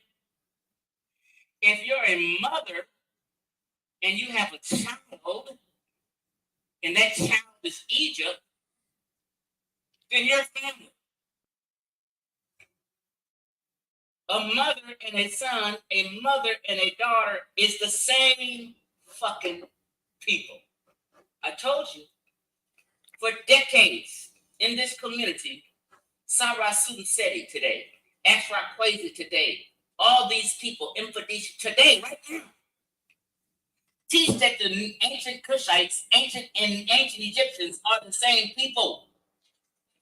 A mother and her child is the same people. They are family. What are you talking about? Do you guys not use logic? Do not use logic. Am I making this up? Let me show and prove. Here goes. No one said that's some bullshit. Some Magi, some Kushite. We're going to kill all that and save the confusion, and we're going to focus on Kush, which was what, Chief X? The first sub-Saharan African kingdom. Say it again, Chief. The first sub-Saharan African kingdom. These are the Nuba. They're not the Magi. What? They have nothing to do with the Magi. Let's check it out. Nuba people are various indigenous ethnic groups who inhabit Nuba mountains. So y'all know the Nuba ain't the Nubians, right? Did he just say that?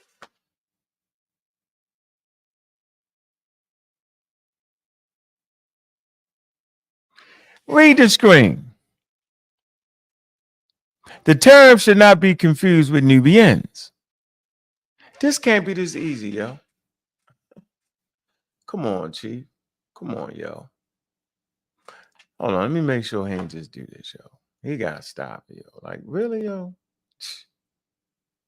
Come on, yo. They did not do the same thing.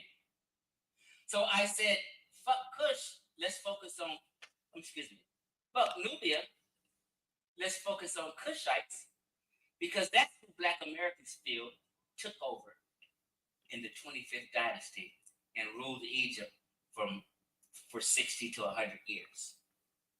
The Kushite Empire is what everyone talked about. And it was so proud of, because during Egypt's decline, they took over. So since the Nubian tribes and people in that geographical area differ, some mulattoes, some Nubas, some Magi, some Kushite, we're going to kill all that and save the confusion, and we're going to focus on Kush, which was what, Chief X? The first sub-Saharan African kingdom. Say it again, Chief. The first sub-Saharan African kingdom. These are the Nuba. They're not the Magi. They have nothing to do with the Magi. Let's check it out. Nuba people are various indigenous ethnic groups who inhabit Nuba mountains of South Kordofan state in Sudan, encompassing a multiple distinct people that speak different languages which belong to at least two unrelated language families, right? Let me blow this up so we can all read along, and we're going to break all this down. And hold on, people. Don't go nowhere. Estimates of the Nuba population vary widely. The Sudanese government estimates that they numbered 2 million in 2003. The term should not be confused with what? Nubians. The term should not be confused with Nubians. Why? Because they're a different group of people, and so many different Nubian people you get confused. So we're going to focus on Kush and the Kushites, which was the first sub-Saharan kingdom. Right. Speaking of Nubian, although the hill Nubians who live in the Nuba Mountains are also considered part of Nuba geographic grouping of people, it is important to note that the Nubians in South Kordofan believe that they are affiliates of the ancient Nubian kingdoms. While their origin is difficult to trace, Nuba are the indigenous people of Nuba Mountains. The population consists of people from over 90 different tribes, right? Okay. What? Come on, man. Come on, man. Say they affiliate. Say they believe themselves to be affiliated. They're not affiliates. Let's see. Come on. Hold on. Confused, grouping. They believe that they are affiliates of the ancient Nubians. They ain't affiliates. They're not affiliated with it, yo. They believe themselves to be that. What is your point you're trying to get at here, though? Go back and listen. The whole messaging is confusing. We already know there's different tribes. Well, we're just trying to get it. Last time I checked, Sudan is in Northeast Africa. You know what? Let me see. What's his point? Who people think may be related to the Kushites. Earliest they can be found, is 2400. Narmer jumped off from Egypt in 3100, 700 years before this. University of Chicago Institute for the Study of Ancient Cultures, West Asia and North Africa, hand-grave culture, the Magi.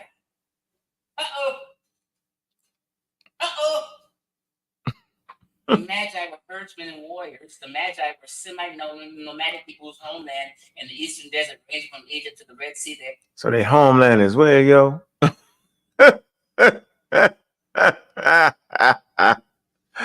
Yo, you trip. Their homeland is in Egypt, yo. They range from Egypt to the Red Sea, yo.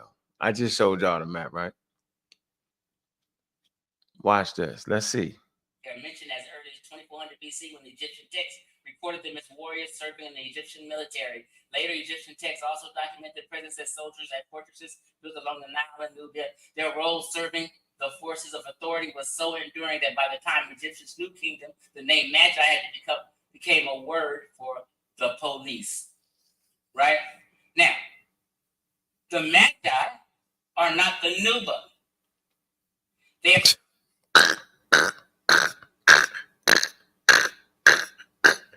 I've never heard nobody confuse that like that. I've never heard nobody put the Nuba and mix them up with the Magi. I've never heard that before. This is why ChatGPT says he has alternative information that don't jive with the scholarly consensus. What in the world is going on here? And by the way, y'all see how dark-skinned them people is, though? Right? He the guy that made the claim that ain't no dark-skinned, nappy-head people. Did he not say that? I could have sworn he said it. Ain't no dark-skinned, nappy. Whoa, Chief X, you just showed dark-skinned, nappy-head people. Which, look, right there. See? Look, hold on. There you go. It's a picture of them, dark-skinned, nappy-head. And where they live at? He gonna tell you where they live at. Look, watch. He's gonna read it for you.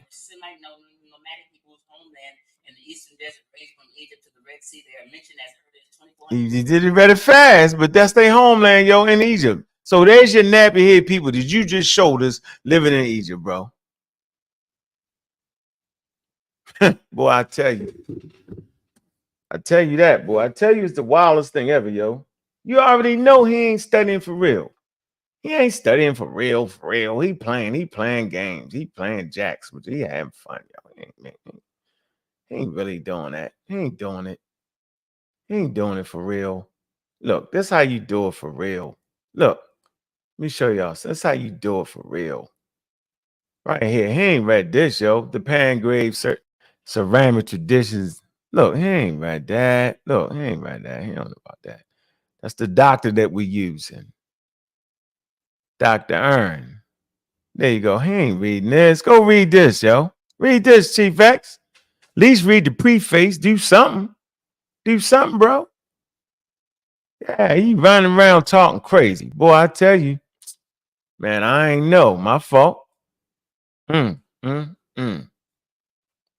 Interesting here, man. Doing a great job there, Chief X. Let's get out of that. He gonna mess up. Watch this. State, and we're a superior state. I'm proving all of this. Let's go. What? What? Now, give me the luxury. Here you go. Chief X with that common sense science. And was known to have controlled the first and fourth category of civilization failed during the conquest of this region of Sudan during the hold on. Let's see the dates. Look, watch. Hit you with the common sense signs. This is a bunch of bullshit they snowed you guys on. Let's continue on. Wait for it. Karma and the origins of the kingdom of Kush. Right?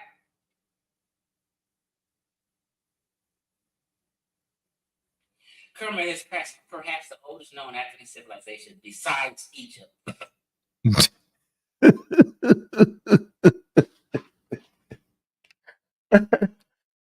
Yo, just read that Kerma is the oldest African civilization besides Egypt. Look, yo. This man just said they came thousands of years later, and then he pulled up a source that says Kerma, it says beside Egypt, is the oldest African civilization and thrived. Look, he looking at that date right there. Look, he looking at that date. He don't know there's something before that. He don't know that. We just showed the expert though. He don't know. It thrived primarily between 2400 to 1400 BC. It was located in modern day Sudan. Okay. And was known to have controlled the first and fourth cataracts of the Nile. The civilization failed during the conquest of this region of Sudan during the New Kingdom. Egyptian pharaoh Amenhotep was known to have invaded the area and conquered Kerma. Amenhotep, an Egyptian, banged on these folk, right? Invaded them and conquered them. Why? Because the Egyptians and these Kerma people, way down there on the fourth and fifth cataract, were not the same people. Kushites were foreigners. I agree to that. That should have tipped y'all off right there. When they say foreign rulers, that means you're different. You're another type and kind from another area and land. Einstein? I don't know about all that, the never typing kinds and the down. I don't know about all that. It just means you're different cultures, speak different languages, yo. Yeah. Know about all that extra. I don't know about all that. You trying to tell me the mother and the son are foreign to each other? The mother and the daughter are foreign to each other? No, it's a bunch of nonsense. Yeah. I'm sitting here telling you, you can actually have ancestors and think yourself to be foreign. The Native American tribes did the same damn thing. They all come across the Bering Strait and they thought themselves to be different with different origins. Absolutely. It ain't like they had the Huddle group shining over their damn head. It ain't like they swabbed their mouth. They didn't know. Like most people don't know in ancient times. You didn't start just knowing till the DNA test came out. Hell, the Romans fought all the barbaric tribes in Britannica. They didn't know. They had common ancestors. The French, all of them, they was all coming from those Germanic tribes. They ain't know. Come on, man. Really? Yeah, I'm sitting here telling you that, yeah, you can later on, your state formation and all that, you can actually call each other foreigners and not know. that y'all had common ancestry. Yes. But Dr. Ben said Nubia was the mother of Egypt. Well, the child is foreign. The mother is foreign to the child. She's vexed with that common sense science. One more time, right? Now, Pharaoh Imhotep ran down on these cats to further expand into the areas was undertaken by pharaohs such as Thutmose even ran down. Everybody was running down on the on Nubians and Kushites, snatching up gold, punking them. Give me that gold. Give me these luxury goods, and stand down. We're gonna draw a fortress right here. Then we're gonna put the Magi in front of these fortresses, so you niggas can't travel around and come up here fucking around. Yeah, I don't even want. Listen, man. Look, he's so off base with the forts, man. They not sure if they was forts or not. To be honest with you, right? If you take a lecture on a thing, it'll tell you that the Nubians and Egyptians lived inside the damn forts together, and that their culture would fit back and forth seamlessly. But say this again, they're not even sure if they was really fortresses or not. It's not super clear like he making it. Trading posts. All right, y'all can look it up, fight over that. I give y'all a bone to fight over. All right. So I'm gonna say this again, based off the lecture I took, that these so-called forces could be considered trading posts, right? Outposts. Of course, you're gonna have guards and stuff in outposts, but inside the dang on force lived the Egyptian and Nubian families. Didn't have a problem with each other. So I'm sitting here telling you that there could be political statements made, propaganda, that we date a Val Kush, we hate them, but on the ground, it ain't even like that.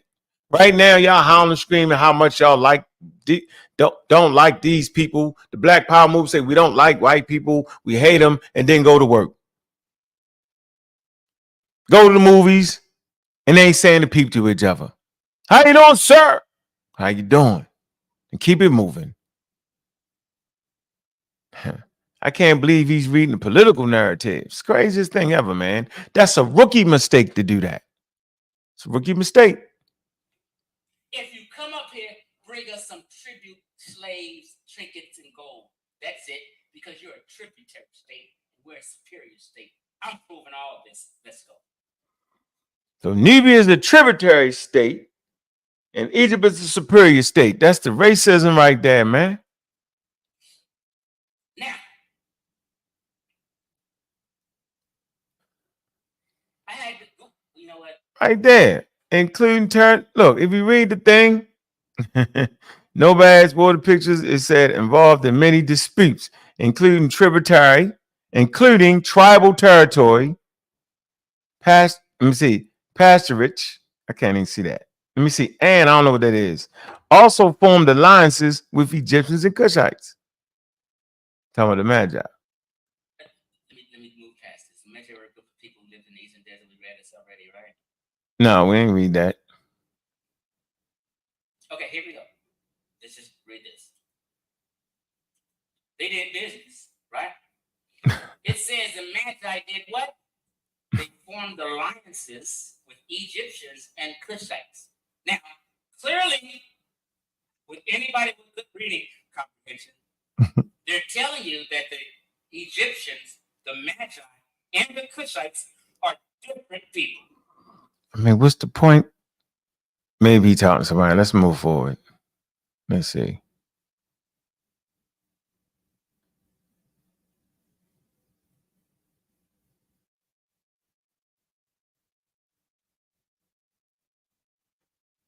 Flossing, putting gold rims on the motherfucking chariots and shit, you know what I mean? They were riding in chariots on gold rims and shit that they snatched up from sub-Saharan Africans.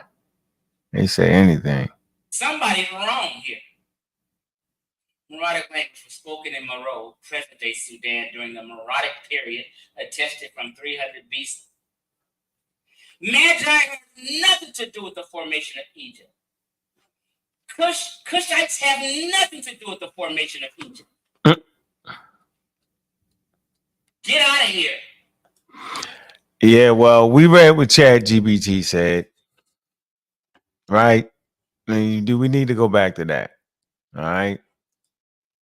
Okay, there's a lot of misinformation presented at this point here.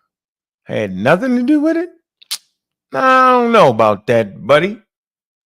Not quite sure about that. Was it the mother? Nah, that's an overextending of the facts. We agree to that. We agree that's the overextending of the facts. Oh, man. Let me see.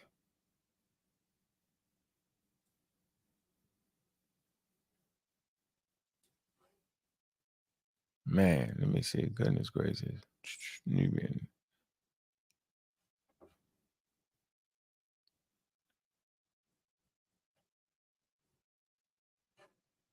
All right. So, for read this right here, it says, he says, had nothing to do with it. Or was he just talking about the Magi? Right? We read about the influences. We read about was Nubia the mother of Egypt, right? And I just want to read the summary. It says, in summary, while Nubia certainly had significant influence on Egypt and may have contributed to its early development, see, he just said ain't had nothing to do with it. It say the idea that Nubia was the mother of Egypt simplifies a much more complex reciprocal relationship. The two civilizations were distinct yet interconnected, with periods of mutual influence and interactions. Yeah, he's just saying anything. Let's hear a little expert. He done went all, I don't even want to, he gonna make it a tributary. Look, he gonna take one time. See, this is another mistake people make. They take one time in history. They don't even realize that the Nubian, the Egyptian history starts off with each pharaoh, right? It's not like like we do today. All right. He doesn't understand that. All right. So if we move here, he's going to talk about the tributary. No, hold on. He just gonna mess it all up, man. Let's do this. Oh, hold on. Yeah, Nubian tribute. Nubians tribute presented to the king, tomb of Hui. The Met Museum. Ain't that what you talk about, Reggie? The Met Museum? Well, we into the museum now. The museum is lying, or is Chief X lying? How about Reggie, you're lying? And me and the Met Museum is correct. Nubians tribute presented to the king of Tomb of Hui, right? This is just in one time period, y'all. He act like that's what they do. He act like the Nubians playing tribute to the daggone Egyptians that's crazy. I just showed you the map when they actually controlled Nubia. They didn't control Nubia their whole history. Or karma. Or like it's just ridiculous information at this point. Watch them. Look. See, you got to be clarity. You have to be clear on what you're saying in this subject. Let's go. Nubians tribute presented to the king in the Tomb of Hui. What are they talking about? They're talking about this piece of artwork right here in the Tomb of Hui. Let's break it down, Chief. He gonna break it down.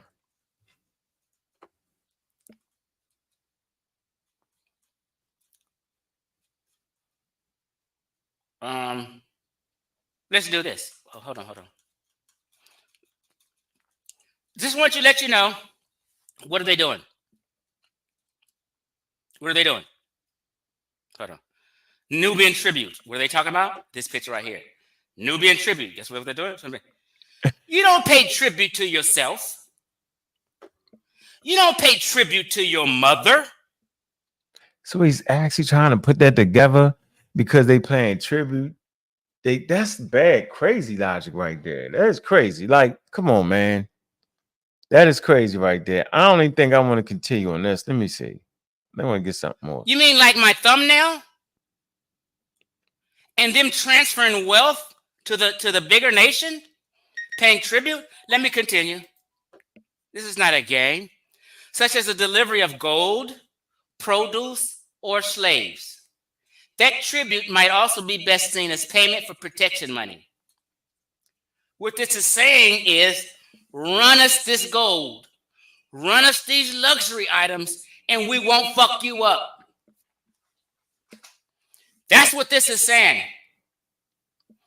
Run us that gold and all them luxury items, and we won't fuck you up.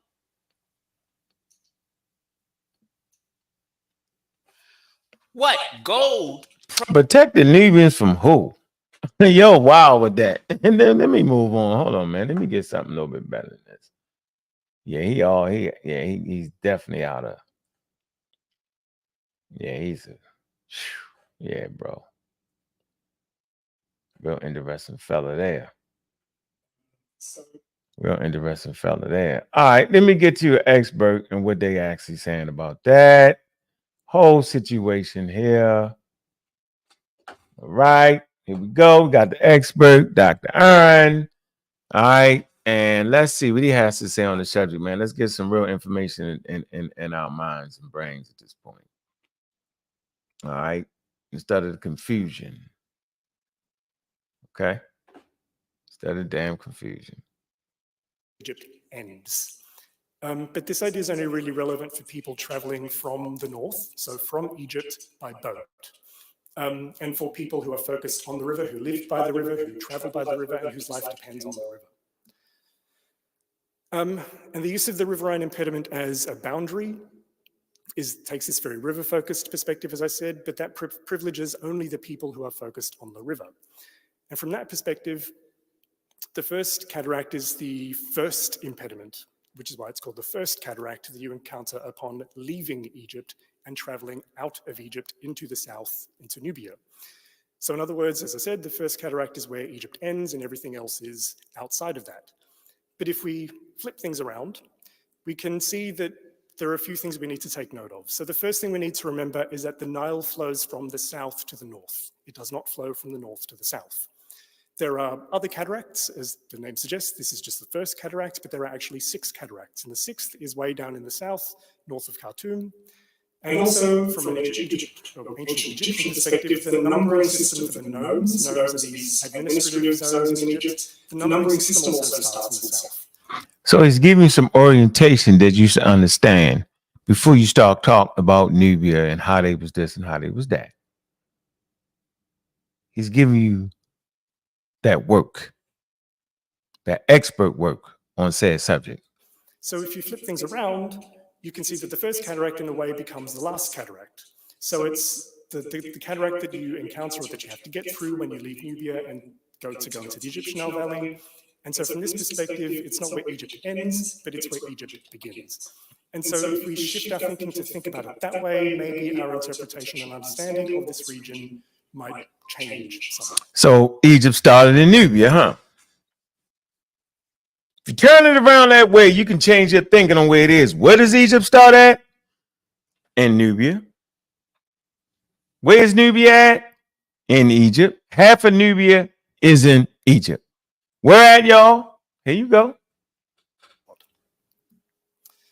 As I said, this is also, that perspective also takes a very river-focused perspective, but there are a lot of cultures that were focused on the desert. That for them, the river was actually a periphery.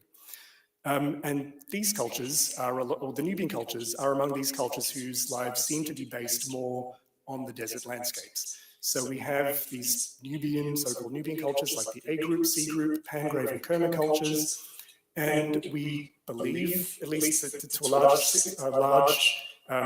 extent, these cultures were based in the desert, or maybe spent a lot of the time in the desert, that maybe they were nomadic, moving between the desert and the sea, from the river through the desert to the Red Sea, that they were maybe pastoralists, that they had animals and herds that they maintained in the desert. So for them, this idea that the river is the defining factor that defines where Egypt ends or one part of the world ends and one begins is less important. As I said, for them, the river was the periphery. So like I always say, I make the point that y'all river-centric. So a lot of people out in the deserts, I heard Kura Cooney say, your people might be in the deserts. Remember she said that? Anyway, let y'all figure that out. See, they just said it. Yeah, take that, clip that up. Make sure you play the whole clip though. Here you go. He's making a point here. Watch the slide. There's also a lot of Nubian evidence in Egypt. So on the screen, you can see a list of sites where there is some Nubian evidence from the earliest phases of Egyptian culture, or from the earliest phases of the Egyptian timeline, I should say, so the pre-dynastic period through to the beginning of the New Kingdom.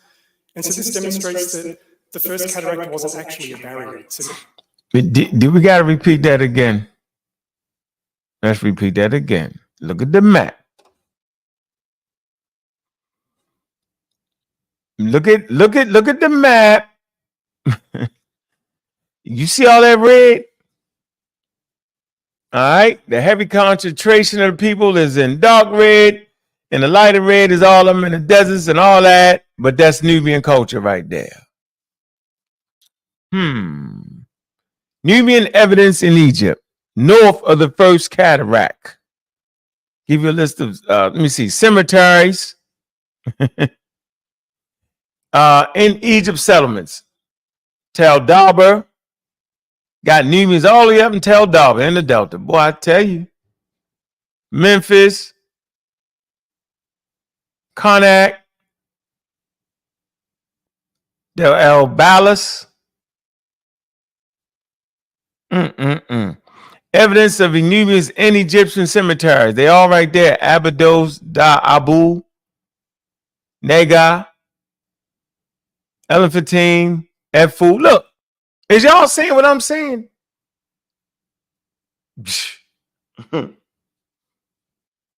Yeah.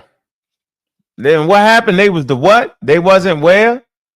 See, like another lot of nappy head people to me. No, all the Nubians didn't have nappy hair. They had different tribes, different variations of hair. I just want to poke at him because he's been tripping for a long time. Just wanted to poke at him. Yeah, as we listen to what this brother is saying. There you go. Let's see. Nubian culture getting into Egypt, that the boundary was quite fluid and permeable.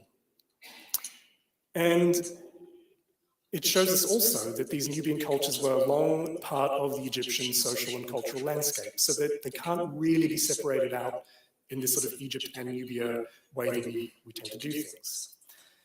There was also a corresponding constant Egyptian presence in Nubia, which is south of the First Cataract. Man, I just want y'all to know, that red represented Nubian culture in Egypt. I've heard the experts say that they ain't even been to Nubia. They can study Nubia in Egypt. Why is that? Based off that picture we just seen. Now he's going to talk about Egyptian evidence in Nubia, south of the First Cataract. Central Authority maintained ongoing presence in Nubian territory. Fortresses, temples, temple towns, cemeteries, military outposts, mining expeditions. Remember, they ain't even did the serious digging for real. Remember, it flooded out. Remember that? So it's a lot of areas they ain't even get a chance to dig in. But you had Egyptian grave sites and all that, cemeteries and temples and stuff in Nubia too. Yeah, foreigners. So there are temple towns and fortresses and settlements all through the Nile Valley in Nubia. So this again shows us that the First Cataract was not a barrier or like a national border as we think of them today. And it works in both directions, from Nubians getting into Egypt and Egyptians getting into Nubia.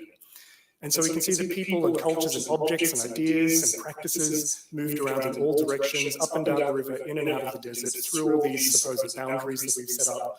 And things are very, very complex. I think that's just important to know. This is the data.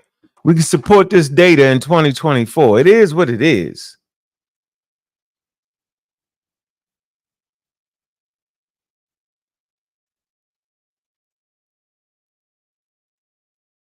Let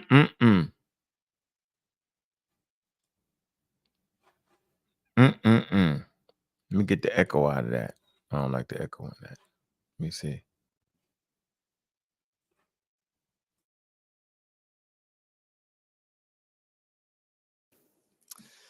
And so if I try now to put this on a map, Just to depict how complex this region is, we can start with this basic division of Egypt and Nubia separated at the First Cataract. The First Cataract, as we said, is the traditional boundary between Egypt and Nubia. But what we have to also think about is that Egypt and Nubia as words are completely anachronistic, that the Egyptians didn't call themselves Egypt, that the Nubians or the Egyptians didn't themselves use the word Nubia to describe the region that we call Nubia. Nubia was a word that came much, much later. So already there's a problem in the way that we perceive how this region operated. And as I pointed out earlier, there were a lot of Nubian cemeteries and a lot of Nubian evidence in Egyptian settlements in Egypt, so north of the First Cataract, but conversely, there's a lot of Egyptian evidence in Nubia, so south of the First Cataract. We can also think about the fact that the Egyptians called Nubia this land called Tarseti, which means the land of the bow, because that's the Nubians were supposedly famed for their skills in archery. So it's a generic term for the land south of the First Cataract, but it's also the name of the first Upper Egyptian known.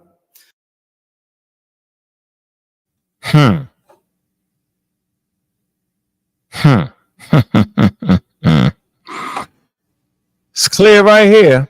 Let's read it. Ancient complexity. Tarseti, see that gray? Look at Tarseti. Definitely extended past the First Cataract. All right. Look at Nubia. Nubia's in blue. Look. See that blue dot going all the way up to Thebes? Look at that. Look. And not only go up to Thebes, it extend far. But look at that. Now look at Egypt. Going all the way down. Look. Damn near half of Nubia. Look. I'm telling you, half of Nubia, half of Egypt is in Nubia. Look at that. Look, look in green. Look, Middle Kingdom fortress and New Kingdom colonization. Look.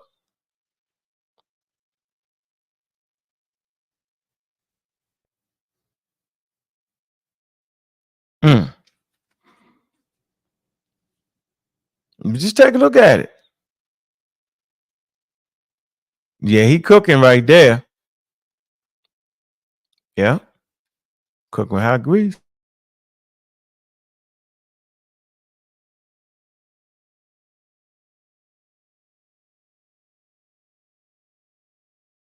So already the Egyptians perceived that area just north of the First Cataract as maybe already being part of Nubia. We can also think about the fact that the Viceroy of Kush, who was an administrative official set up in the New Kingdom to look after Nubia, that his jurisdiction began from Hierakonpolis or El Kab, so sort of a couple of 100 kilometers north of Aswan. So already we can see that the Egyptians thought of this southern part of Egypt as being part of Nubia, or the two overlapping in some way. But we can also, the font's gone a bit strange there, sorry about that. But we can also see that there was divisions within Egypt and within Nubia. So we know about Lower Egypt and Upper Egypt, being the north and the south respectively, but we also have Lower Nubia and Upper Nubia. And we also know that the Egyptians themselves thought about this difference, because in the Tale of Sinuhe, he tells us when he goes out of Egypt, he says it was like a dream, as when a Delta man sees himself in Elephantinus. So what he's saying there is it's like a man from the north wouldn't understand where he is or would be completely lost in the south. So already the Egyptians had this idea that the north and the south were different within their own country as a. So within their own country, they thought the north and the south to be different. Remember, they spoke two different dialects too, Upper Egypt and Lower Egypt.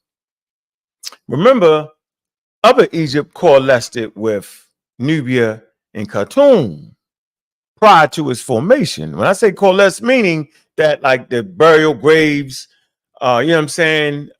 You find some of the same type of grave goods.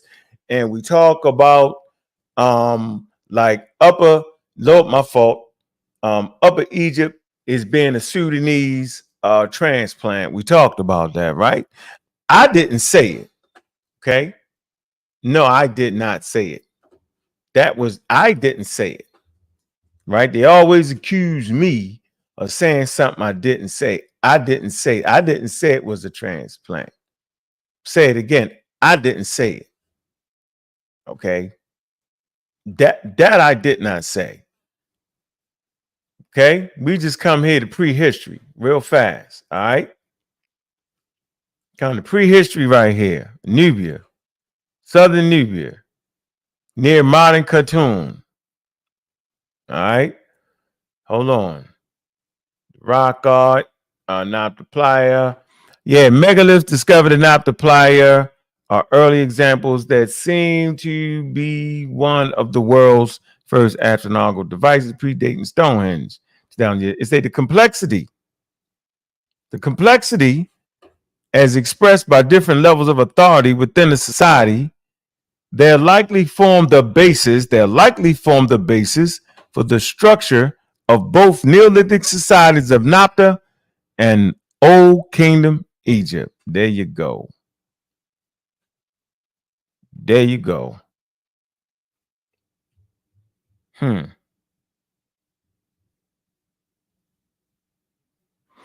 The period when sub-Saharan Africa, and I don't like that term, was the most influential in Egypt was a time when neither Egypt, as we understand it culturally, nor the Sahara, as we understand it geographically, existed. The populations and culture now found south of the desert roamed far north. The culture of Upper Egypt, which became dynastic Egyptian civilization, could fairly be called a Sudanese transplant.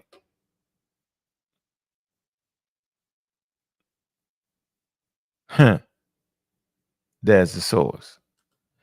I didn't say it. Not me. Go talk to him. Go talk to Joseph Vongel. I didn't say it. All right. Don't blame me because I didn't say it. I did not say that. No, I did not. All right. Cooking. So now you see the blue, like the pinkish, the purple. Then you see the Upper Egypt, Lower Egypt. You see it, Nubia, Kush. See them different colors. See how they starting to intertwine a little bit there. But y'all, but you let a dude come amongst you acting like he know what he talking about when he don't. And I ain't saying none of these is black people. I want to get that. See, I gotta keep reinforcing that because people will say misunderstand what I'm saying and mistakenly say what I didn't say. So now I got to always preference that. And then within Nubia, there are other sort of sub-regions within Nubia. So there's Ibhet, Medja, Kush, Wawat, Setiu, Irtiet. There's all these regions in Nubia. We don't necessarily know where their boundaries are supposed to be. We don't know if some of them are actually cultural divisions or regional divisions or geographic divisions or what. But there's a lot of overlapping going on in this region. It is not just this clear division of Egyptian and Nubian. The other thing that we have to remember is that all of the names for this region, so Ibhet, Medja, etc., come to us from Egyptian sources. So these aren't necessarily words that the Nubians gave for these regions, but they are words that Egyptians applied. They may come from Nubian language, they may be as in loaned from Nubian languages, but we're not really sure. So you can see as we're going further and further that this region is becoming more and more spatially and culturally complex. But then if we put modern boundaries on that, we can see that the modern boundaries bear no relation at all to the ancient complexity. So if we put the boundary or the border between Egypt and Sudan, we can see that in fact all of Lower Nubia is in fact in modern Egypt, which is a problem for people like me because I am trained as an Egyptologist, but I'm often not really thought of as an Egyptologist because I study Nubia or Nubian cultures. But looking at this map, you can see that half of Nubia is actually in Egypt. And I've never actually been to the Sudan. So sometimes I feel like an imposter because a lot of people use Nubia and Sudan interchangeably. The two don't relate to one another. This man said half of Nubia is in Egypt. He ain't never been to the Sudan. He feels like an imposter because he studies Sudan from Egypt. How could you do that if the culture wasn't entangled? Like you can't study Harlem from Georgia. You can't study, hell, New York from Baltimore. But you can study Sudan while you're in Egypt. Watch the map. There you go. Modern divisions, that's in red, with the red line, Egypt, Sudan, right? And the red line, that's modern divisions versus ancient complexity. Y'all see the ancient complexity with Lower Egypt, Upper Egypt, Eret, Lower Nubia, Wawet, Magi, Upper Nubia, Kush, and Nubia. And then Tarseti in the gray.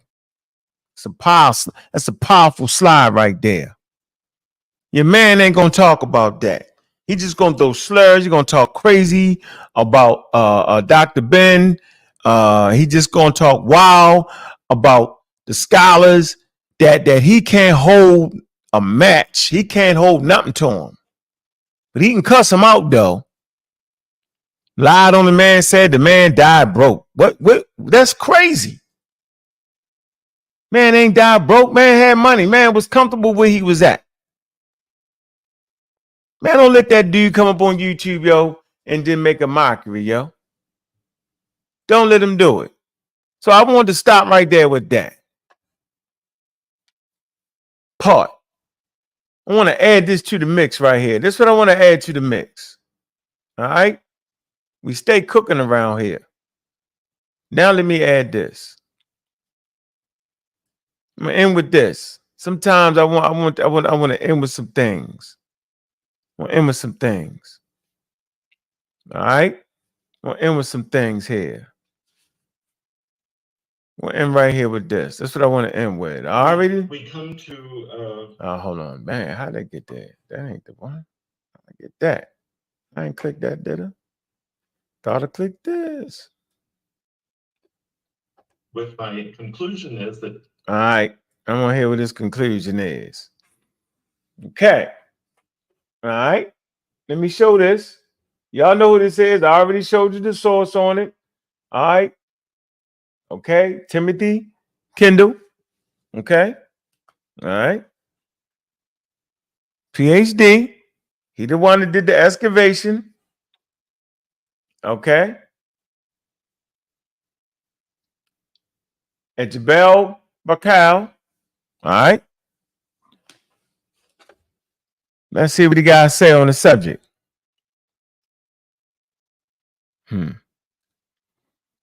Showing y'all that entanglement. See what this man says.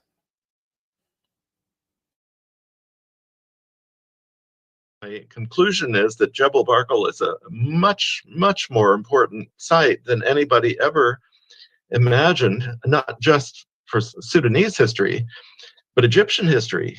And I'm almost at the point of thinking that that the origin of Egyptian kingship, at least Upper Egyptian kingship, may derive from Jebel Barkal, and that the 25th dynasty is just a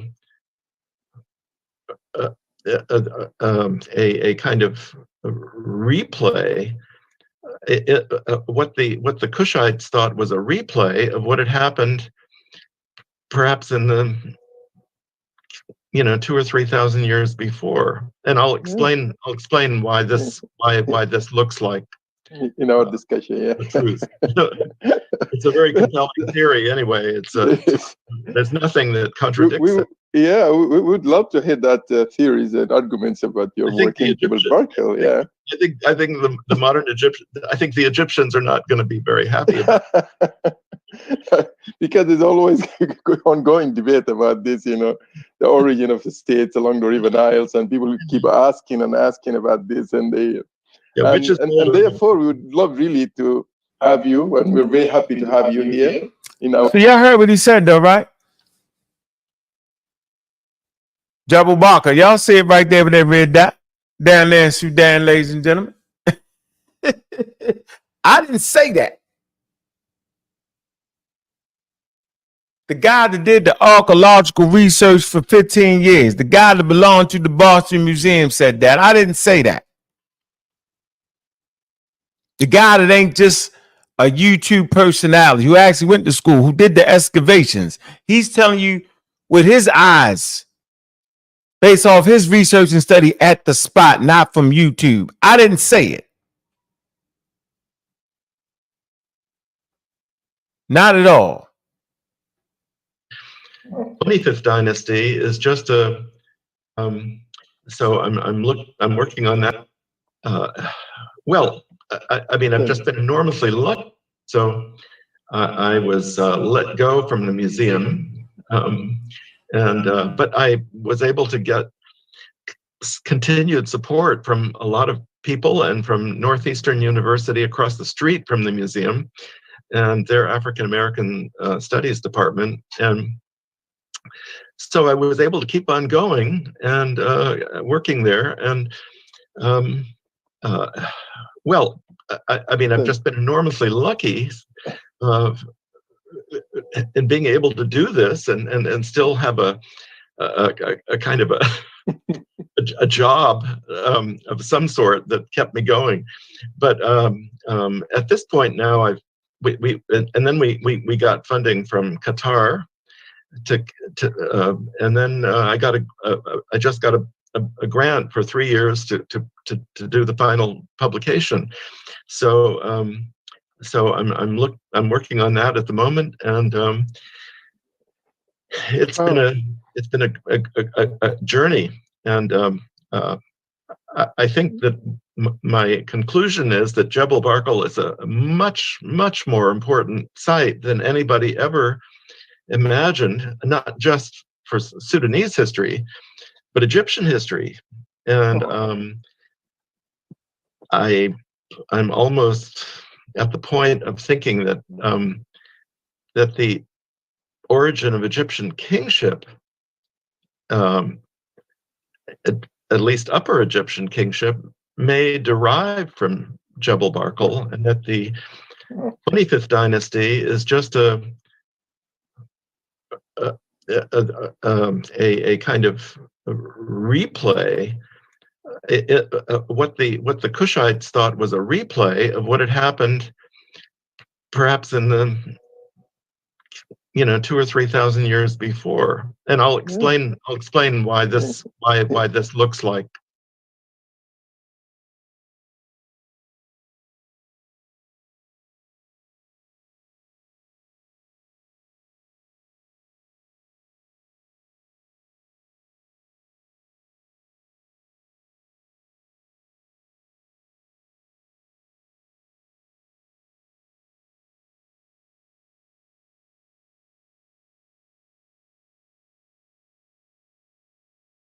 We come to a memory of well, let's see. So I didn't say that now. Did the kingship come from Sudan? I didn't say it. I did not say that. Timothy Kendall said that, the one that did the archaeological survey, the one that got the $1 million grant, the couple $1 million grant, said that. I didn't say that. Wasn't me. I didn't say it. Look, let me see. There's him. Y'all see that? That's that white crown right there. Y'all gonna see it in a minute. Jebel Barkal, hold on. Yeah, he got that money. Hold on, let me see. See if I can show you the actual grant. Let's see if they pull it up. He the one got the couple million from it, not me. So y'all even gonna listen to somebody that's got a couple million? Kerma and the Kingdom of Kush. Let me see. Damn, I thought that I don't got that one. But I just wanted to make the point here that I didn't say it. Okay? It wasn't me. All right, let me play this. All right, play this. Get us out of here.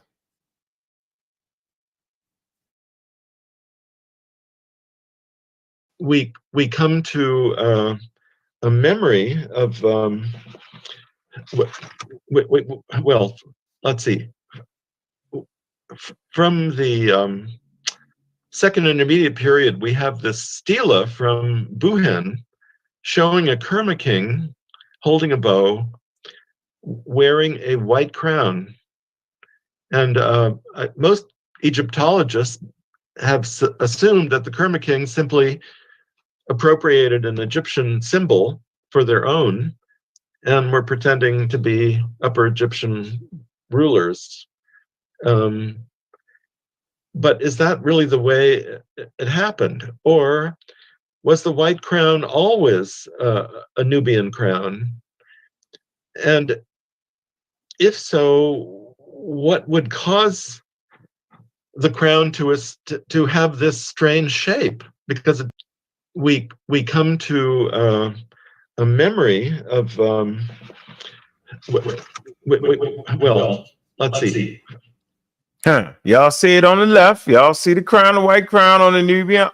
Got an archer right there. Got a bow and arrow. Look at that. See the white crown is here, right? There we go. Let's see. Look all the way to your right. You see that white crown coming off that rock? Jebel Barkal? Yeah.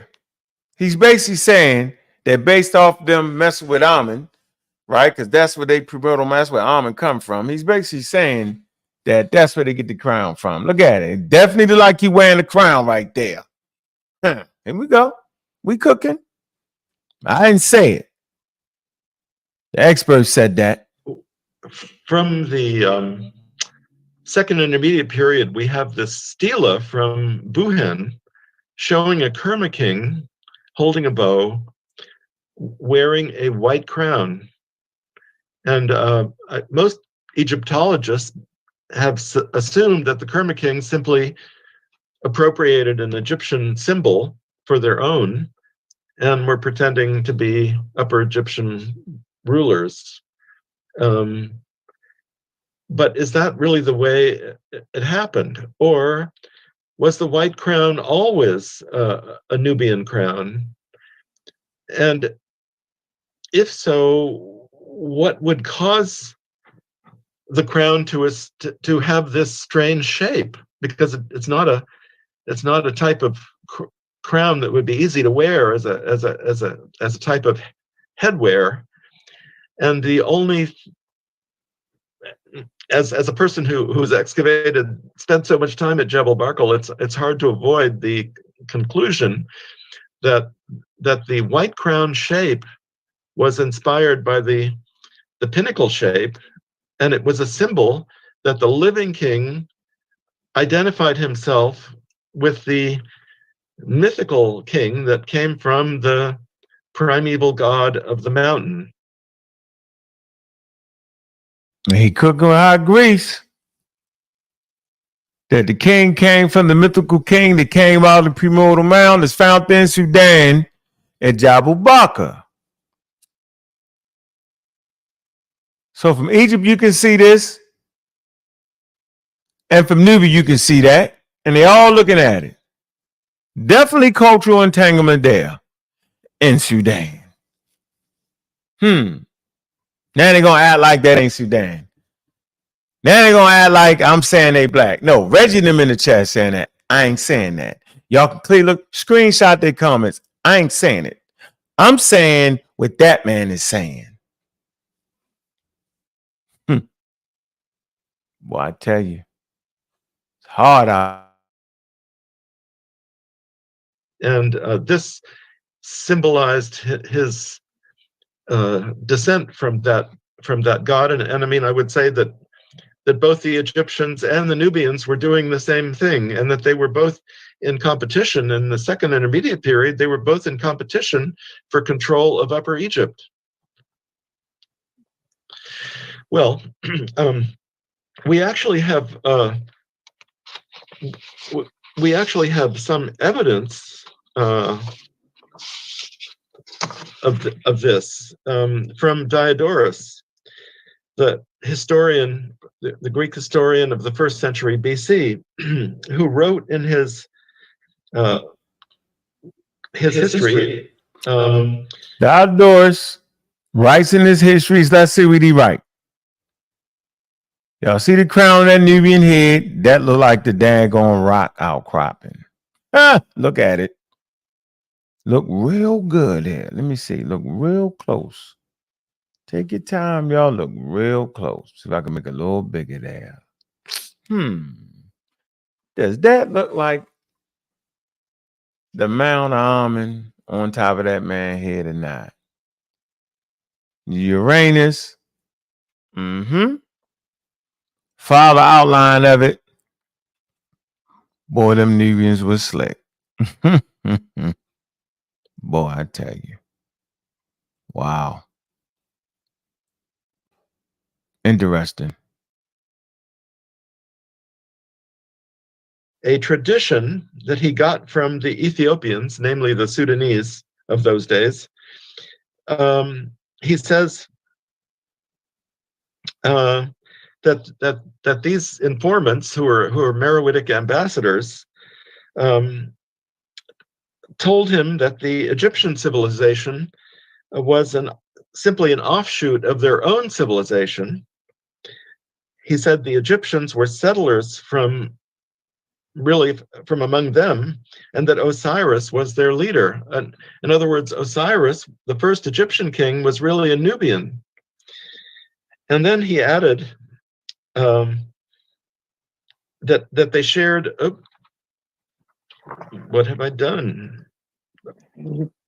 It's back. Okay. Where are we here? Good, down there. Here we go. And he said one of the things they shared in common was the kings of both countries wear tall, pointed felt hats ending in a knob with snakes that they call the asp coiled around them. So in other words, in the 1st century BC, Diodorus was saying that Egyptian civilization, according to the Nubians, Egyptian civilization came from Nubia, and that one of the things they shared in common was the white crown. And that, so that Greek historian said that, but yet y'all cuss out Dr. Ben for saying it. At least it's sourced up.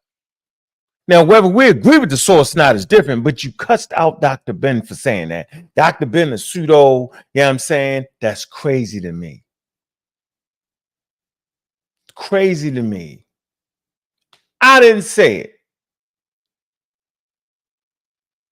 The doctor read that, talking about what a Greek historian said, talking about what the Nubians say the Egyptians came from. I didn't say it.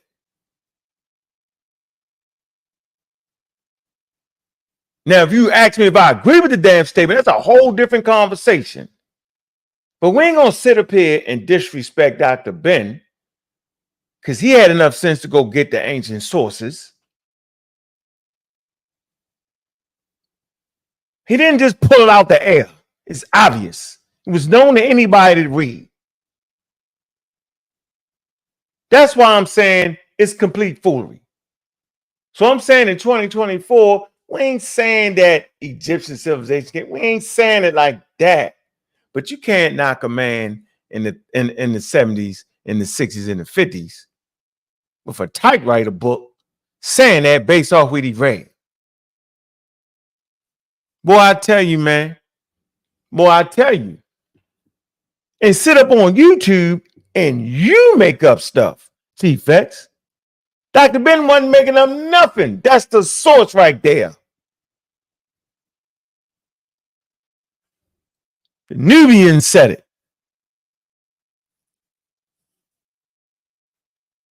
Huh. Boy, I tell you, man, y'all supposed to know that. We play it again for you, so you think you? Well, I'm playing again for you. Y'all playing, right? Playing. It was simply an offshoot of their own civilization. Of this from Diodorus, the historian, the Greek historian of the 1st century BC, who wrote in his history a tradition that he got from the Ethiopians, namely the Sudanese of those days. He says that these informants who are Meroitic ambassadors told him that the Egyptian civilization was simply an offshoot of their own civilization. he said the Egyptians were settlers from among them, and that Osiris was their leader. In other words, Osiris, the first Egyptian king, was really a Nubian. And then he added that they shared. What have I done?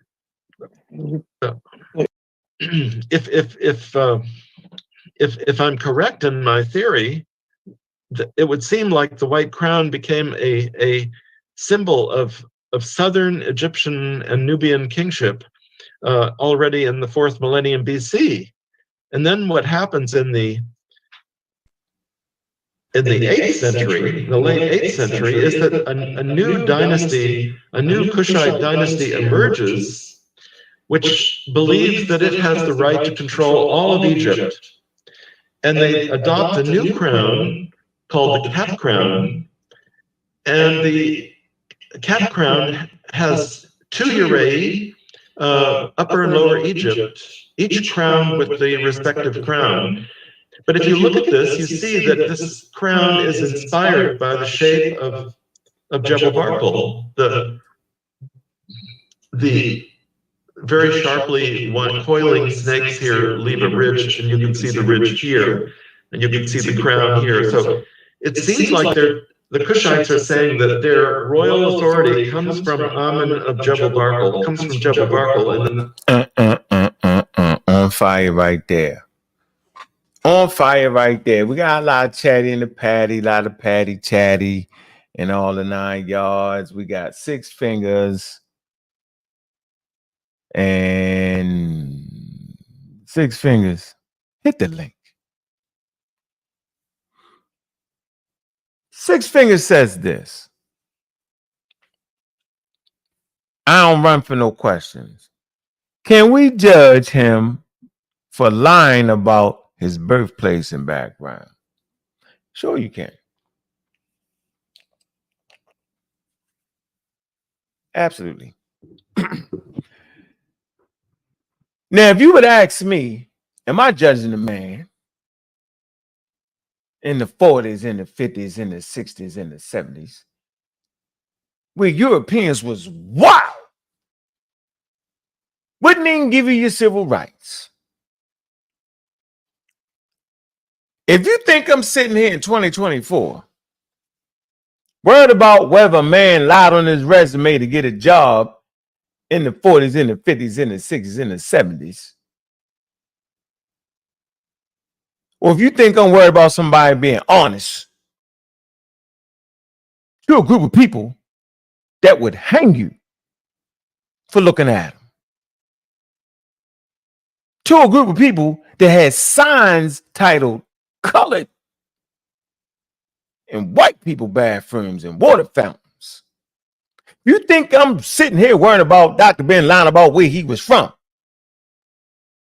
When you looked at a white woman, they would kill you. 16-year-old died. We know who he is. Beat him half to death. Not half, to death. Burned down Black Wall Street because they said a black man raped a woman on a damn elevator. Water hose. The kids, the babies. AJ Gaskin always said, why put the children out there first? That was his thing against civil. Look at the Black Titan, AJ Gaskin, millionaire. First owner of insurance companies. He actually helped finance the civil rights movement. He was like, man, why y'all put the kids on the front line? The college students, the babies, why? He didn't like that. Because it was the people who were supposed to help us. It was the police department. They the ones with the German shepherds releasing the dogs on them. The fire department. They supposed to be there putting out fires and helping us. Police department using the tag dogs on African Americans, called them colored people at the time. The police department, the fire department spraying them down with tons of pressure out the daggone water. You're supposed to be using it to put fire out. Spraying people, knocking them down the street, busting their skin open. People on the sideline throwing bottles and busting black people's head. So if you asking me if I'm worried about him lying on the resume to get a job, man, y'all got me effed up. You tripping, Six Fingers. You've absolutely lost your mind and lost context in this whole conversation. And oh, by the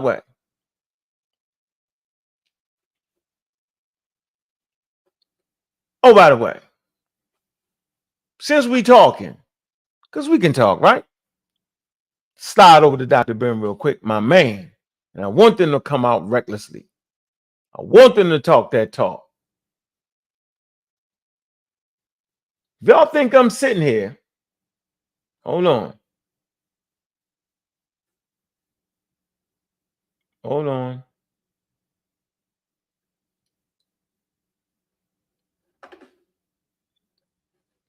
Worrying about Dr. Ben. Put this in here. Hold on.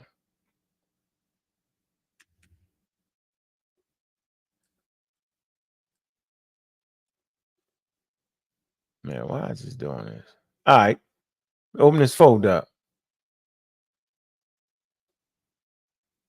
Y'all think I'm sitting here worrying about Dr. Ben putting something on his damn resume? If you think I'm gonna worry about it and Cornell University ain't worried about it, you think I'm gonna worry about it? Oh, what is this? This is Cornell Africana Studies and Research Center. Well, what is this? The Africana Studies and Research Center at Cornell University is an academic unit devoted to the study of global migrations and reconstruction of African peoples, as well as patterns of linkage to African continent and amongst people of the African diaspora. The Africana Studies program offers around 23 graduates and undergraduate courses each semester. Africana offers an undergraduate major for students in Cornell University Arts and Science, as well as a PhD through the Cornell University Graduate School. The John Henry Clark Africana Library, located at the center, focuses on the social, economic, and political dimensions of the history and cultures of people of African descent. It has more than 17,000 volumes. If you think I'm worried about Dr. Ben lying on a damn resume, you need to ask Cornell why they ain't worried about it. If they ain't worried about it, I ain't worried about it. What the hell you talking about, huh? I'm talking about this.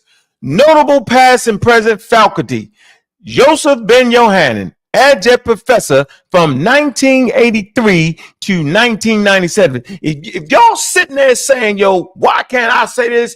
I ain't even listening to you. Won't you go call up Cornell and ask them, well, why y'all got him as a notable past and present faculty? Why you got a mention on there? How's a master? Why you got Dr. Ben on that? You know he lied on his resume to you. Why you hired? Why you let him work there? I'm thinking you're Uncle Tom at this point. Anybody bucking on that? If the Europeans themselves, at one of their most prestigious, top-notch colleges, Cornell University ain't worried about it, why y'all worried about it? Make it make some kind of sense. So what, he had no degrees? He worked there till 1997, right? 1983. That man worked there for 14 years, and we got YouTube nuts that couldn't work at you teach a college class. If they said, I'm going to pay you $1 million, don't mess it up, they couldn't do it. Do you think I'm sitting here worrying about anything y'all saying about that man, yo? y'all don't know who y'all looking at right now. I ain't hollering, I ain't screaming. We talking about Cornell University. Oh, that ain't Dr. Ben for real. Well, let's see if that's Dr. Ben. That is Dr. Ben. So you don't think Cornell University can read this and hear all the things they said about them not having this and not? You don't think they read that?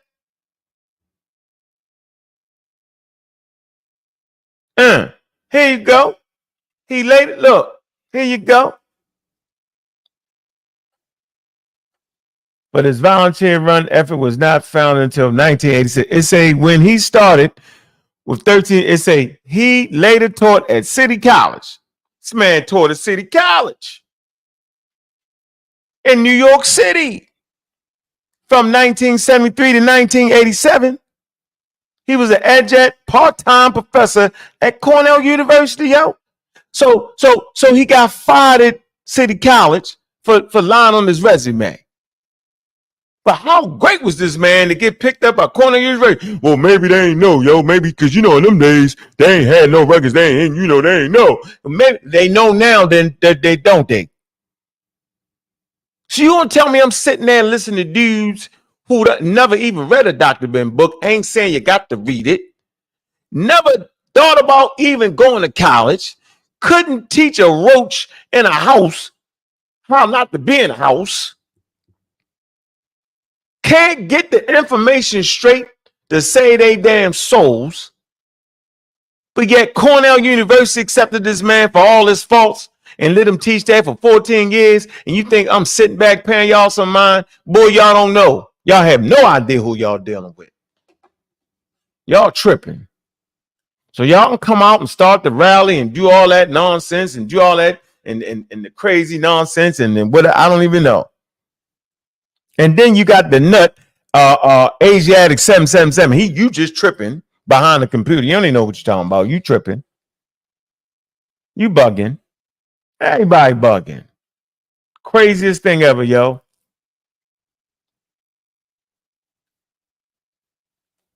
Crazy. See, I ain't concerned about who backed me up and who not. See, I know what I'm saying. I ain't saying it. Cornell University is saying it. Go read the source. Go call them up. And the man, why you got them on your website? Why you got them there? That's a mess. I can't believe you got that. He lied on the resume. Why you let the man teach there for 14 years? Why'd you do it? Can't believe you let that man teach. He was a liar. He made up and said that Nubia was the mother of Egypt. He said it. What you doing? Boy. John Jones, it was easy to lie back then in degrees. Look at you. Hating. John Jones, all y'all hating. Y'all hating, yo. Y'all is wild for that. Y'all is hating like y'all hating. I ain't even mad at y'all, but y'all got to know you hating, yo. If you can't teach at City College, if you can't teach at Cornell University, yo, I ain't listening to you. I got a standard. Y'all tripping. Y'all worry about the wrong thing, yo. Listen to what the conversation was about tonight. It was about a guy with no damn degrees, horribly mistreating a dude who don't got no degrees, who taught at colleges and universities, who said Nubia was the mother of Egypt. We read ChatGPT. What did ChatGPT say about it? What did the doctor in that video who did the excavation say that the ancient Greek historians said about where the damn Egyptians came from? Nigga, I ain't said, and I ain't say I agree with that. I'm just saying, how you gonna knock that man for using sources that was legitimate? Now, whether the Greeks got it right or not, that's another whole conversation. I agree with ChatGPT.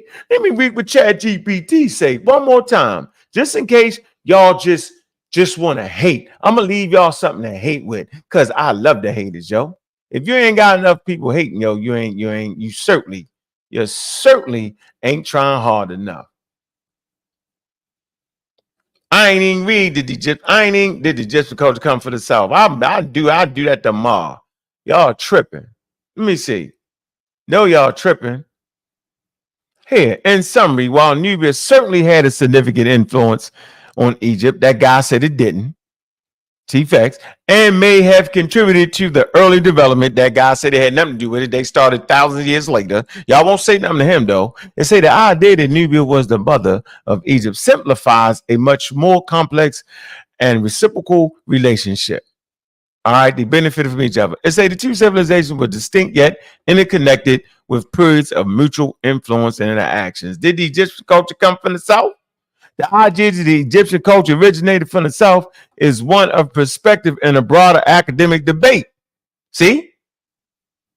Many scholars have explored the possibilities of early Egyptian civilization due to significant influence from the cultures of Upper Egypt, the southern part of Egypt along the Nile, and regions further south include Nubia. Yeah, didn't we just see what that man just said about how half of Nubia is in southern goddamn going Egypt?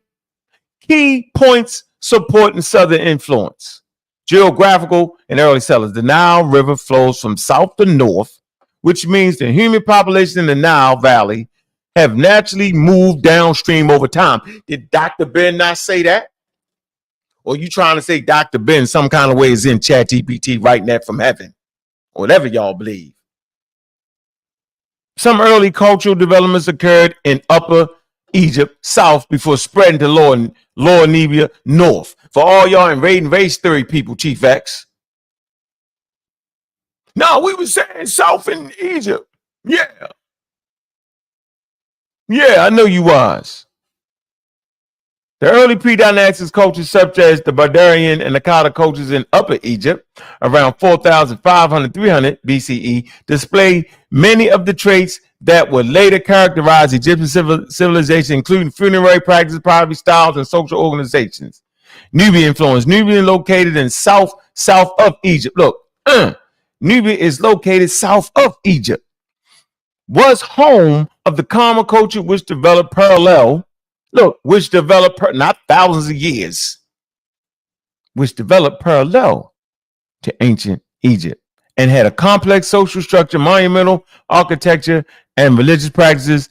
There is evidence of interaction between Nubians and Egyptians as early as pre-dynastic period, leading some scholars to suggest the aspects of Nubian culture contributed to the formation of Egyptian civilization. The southern influence is also reflected in the physical description of some Egyptians' earliest deities, who are believed to have originated in Upper Egypt and possibly had connections to southern regions, including Nubia. Yeah, we showed you. It says evidence for early Egyptian dynasties, unification Egypt traditionally attributed to Nama, also known as Menes, around 3000 BCE, is believed to have begun in Upper Egypt before extending to Lower Egypt. This suggests that the foundations of Egyptian culture, including the political and religious system, may have emerged in the south. Early kings of Egypt often had strong ties to Upper Egypt, as seen in the construction of temples and tombs, southern cities like Abydos. Anyway, then they talk about Diops. I had a deep African roots. It says scholars like Shikant Diops argue that ancient Egyptian civilization had deep African roots with cultural and racial connections to the broader African continent, including regions in the south. Diops and others emphasize that many elements of Egyptian culture, such as religious symbols, language, and art, could be tracked back to African origins. He got that right. He just messed up with the whole Negro thing. In a homogenous culture. That's where he messed up at.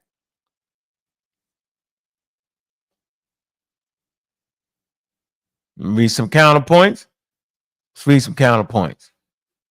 While there is evidence of southern influence, the importance to recognize that ancient Egyptians was also shaped by local environment. The civilizations arose in the Delta. It say the civilization arose in the Delta and surrounding areas where early agricultural societies flourished due to the fertile land and provided by the Nile annual flood.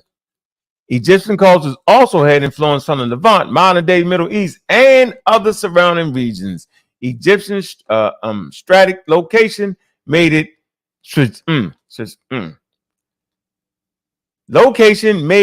a cultural crossroads. Agree to that? Complex interaction. I agree with everything I just read.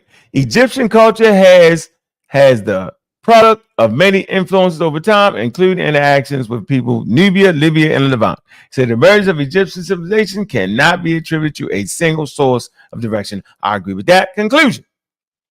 There is significant evidence suggesting that early Egyptian culture was influenced by a southern region, including Upper Egypt and Nubia. However, Egyptian development was complex and multifaceted, with cultural contributions from various directions. While the southern played a critical role in shaping the early Egyptian civilization, it was part of a broader cultural landscape that included influence from the east, west, and north as well. Right. I'm agreeing with everything I just read. Where y'all at? The other video I showed you where the doctor actually showed you the map with the different colors on it, showing the different areas and how it all was created and shaped in Egypt.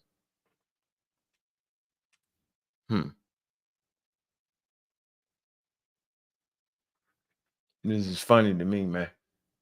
Funny how we play this game wildly, yo.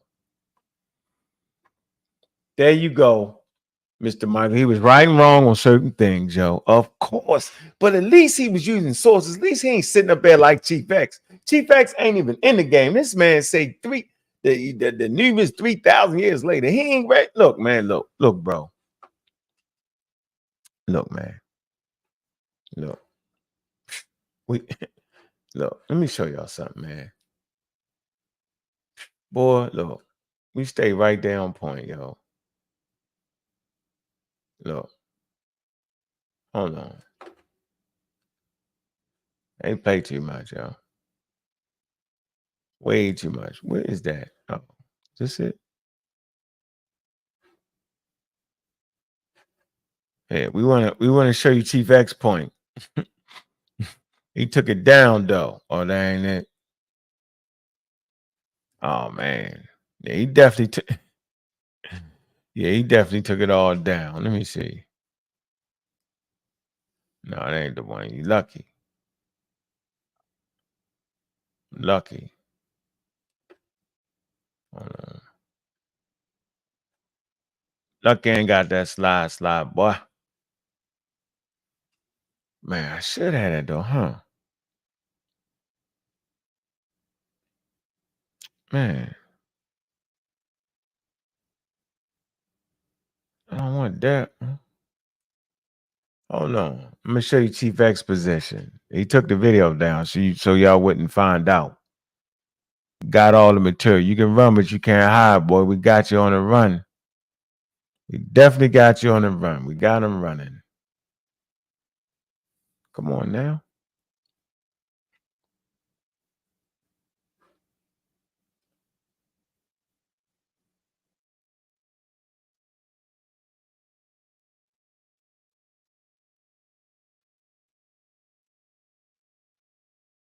Man. Hold on. All right. We just want to show you his position. We want to show you. We don't never want him to get away with that again. Man.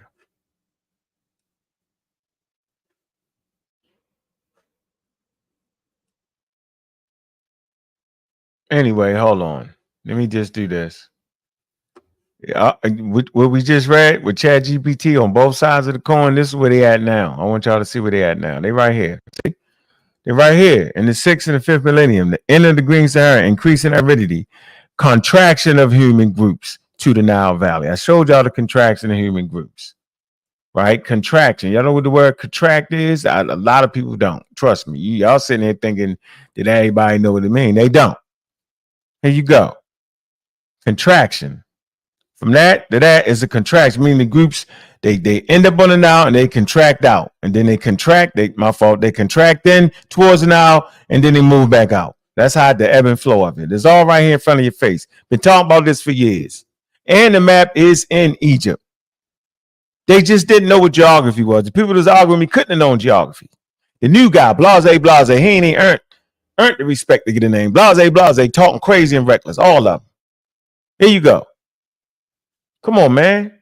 This all right here, yo. This easy work right here. Easy work. Come on, man. Give crazy work. Look, what are we talking about here?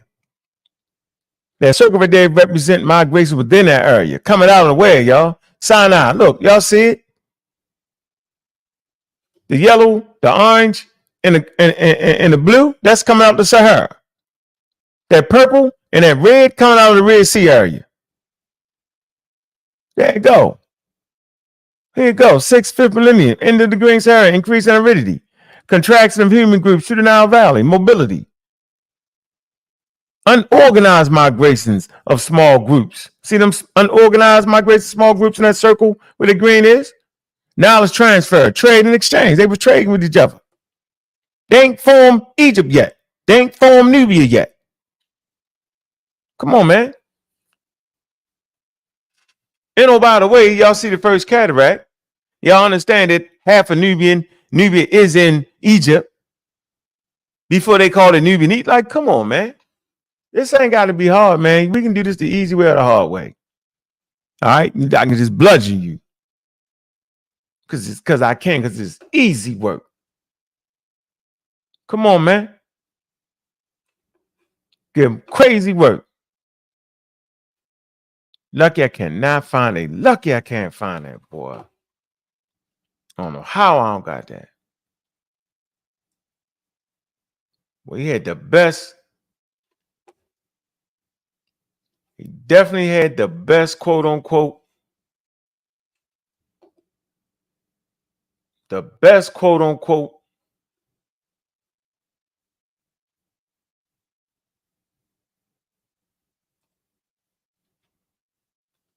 stance, and he purposely took the damn video down. That's all right. I'm gonna get back on his head. I'm gonna get him tomorrow. I'm gonna wait till his next video. I'm gonna get him. Sometimes you just can't play with people, yo, after they didn't play with you for a while, yo. Play too much, man.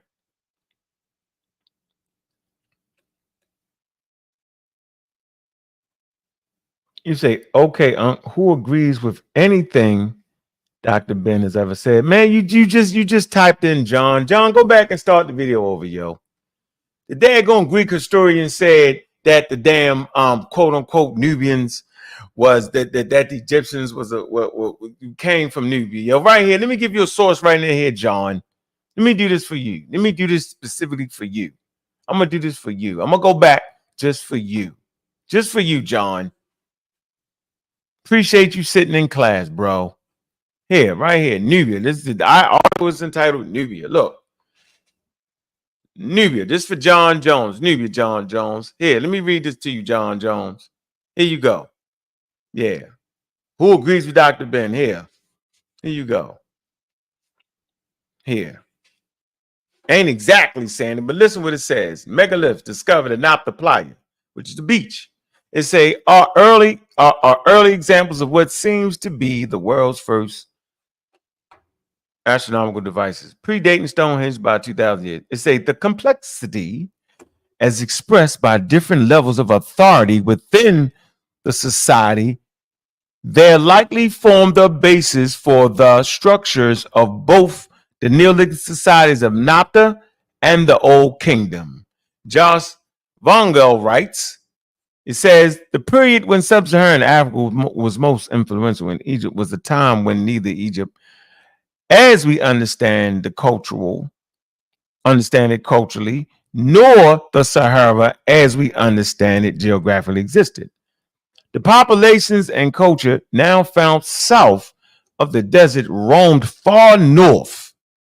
Them nappy-headed people, did they act like ain't roamed north?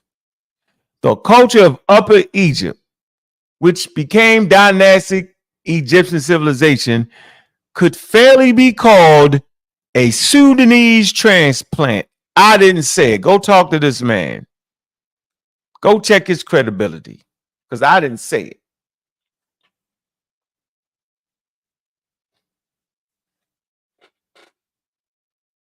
The British Africanist Basil Davison outlined that the ancient Egyptians belonged, that is, not to any specific Egyptian region, or Near Eastern heritage, but to that wide community of peoples who live between the Red Sea and Atlantic Ocean, shared common Saharan Sudanese culture, and drew their reinforcements from the same great source, even though as time went by, they also absorbed a number of wanderers from the Near East. And we can keep going and keep going, and that's the Nubian joint right there. That's for you, John.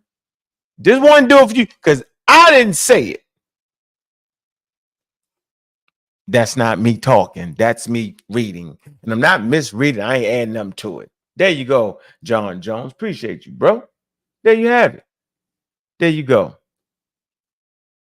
There you go. Y'all gotta stop hating. And you just keep saying it. Yo, you crazy? I don't know what, yo. I don't know what you saying. Yo, I don't see Cornell University saying nothing about it, yo. I don't. So this ends this quick drive-by. We came back around the block a couple times. I felt like it. All right. I'm gonna drop the link if nobody jump on. Then I'm out. Give y'all a couple minutes. See if everybody want to jump on. Say hi, man. Hit the Cash App, man. Time is it? It's 3:18. Oh boy, you know we need to get up out of here, yo. I haven't been on that too long. Anyway.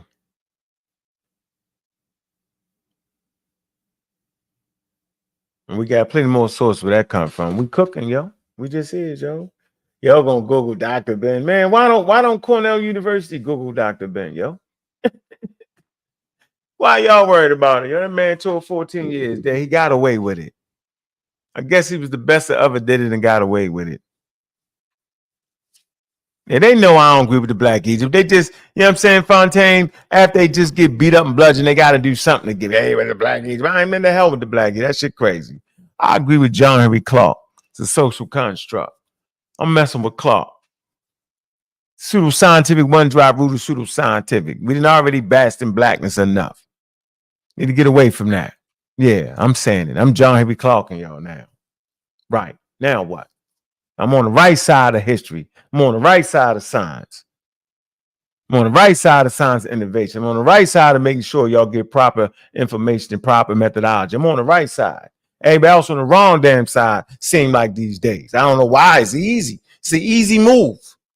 Easy work. Do some study on evolution. Take your time. Man, make sure y'all subscribe, man, to that show, man. I answered it. What is wrong with you, bro? I answered the question, bro. Hit the link, man. Hit the link. Hit the link, bro. Come on, John Jones. Hit that link. Stop frauding. You frauding right now.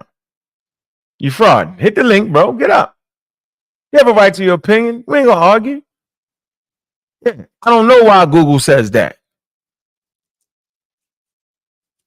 Simple. Ask him if he taught us shit on history. So what? So what?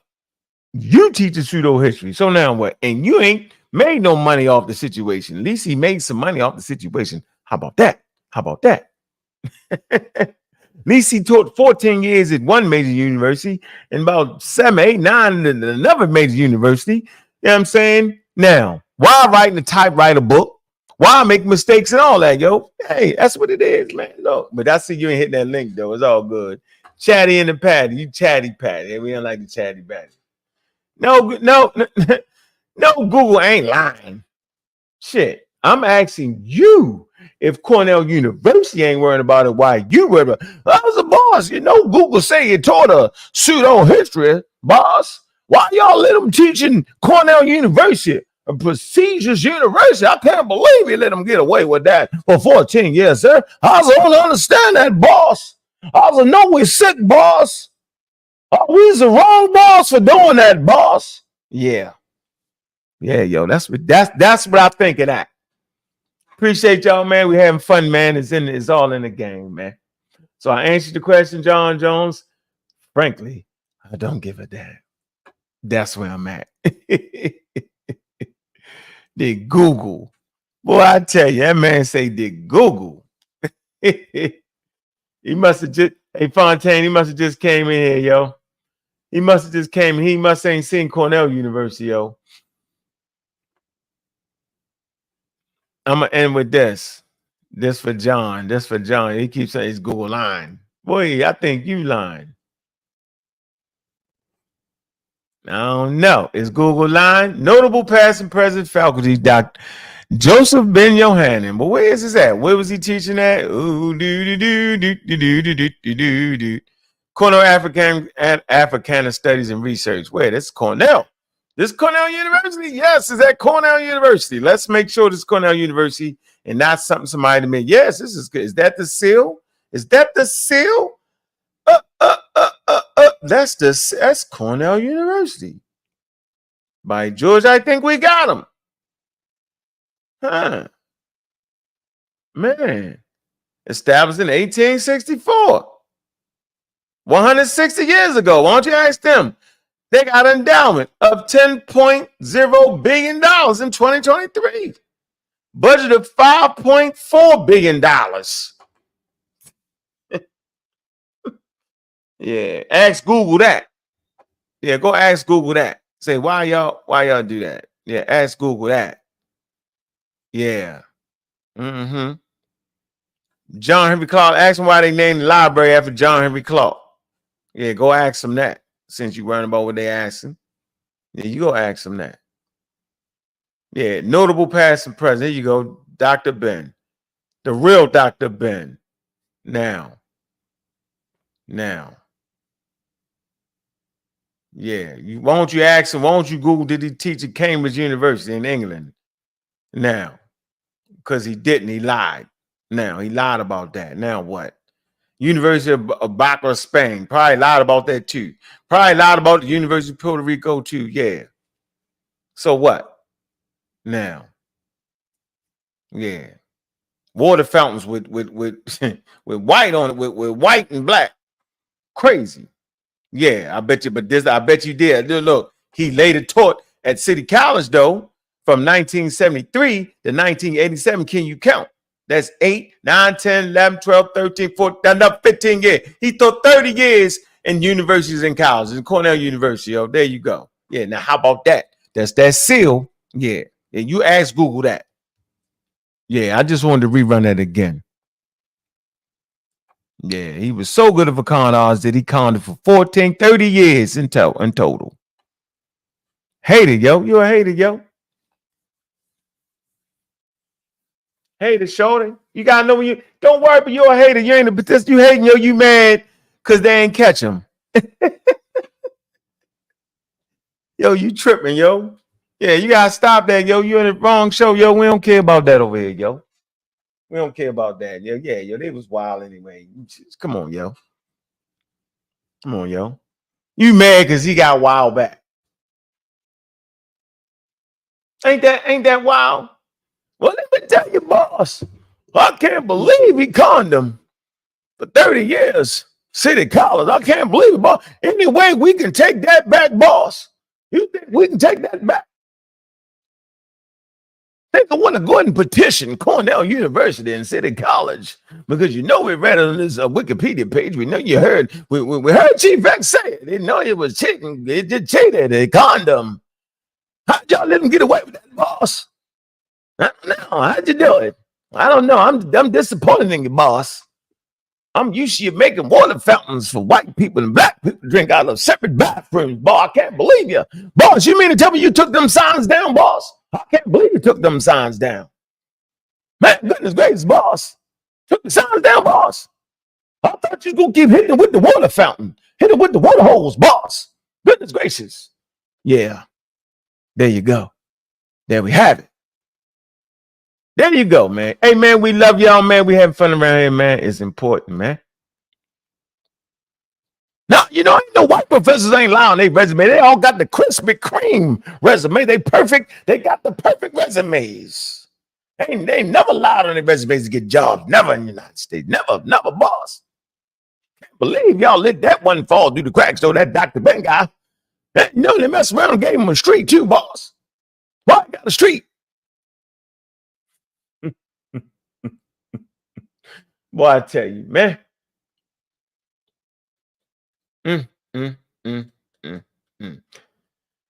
Well, chatties in the patties, they don't never hit them links. They just type themselves half to death.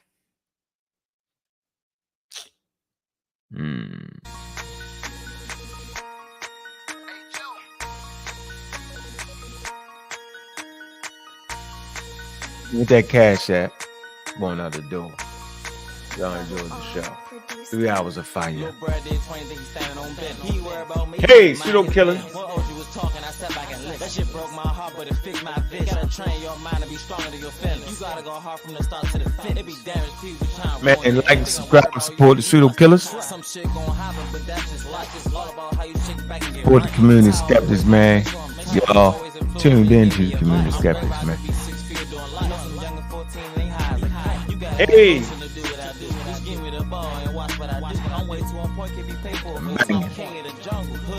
Bobby Banger mode. Let's do my banging. Bobby Banger. Appreciate y'all, man. Hey!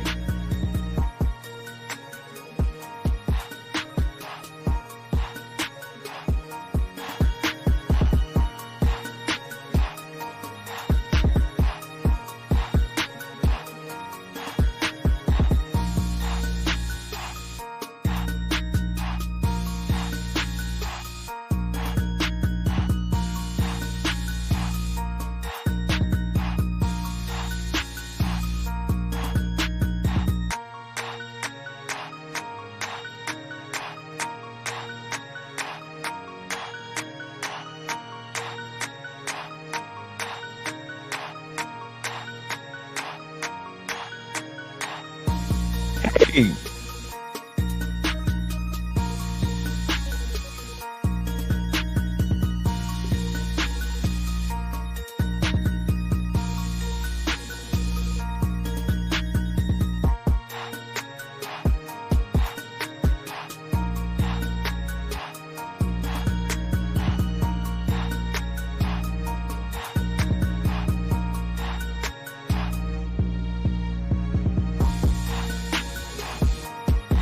Man, appreciate y'all tuning in, man.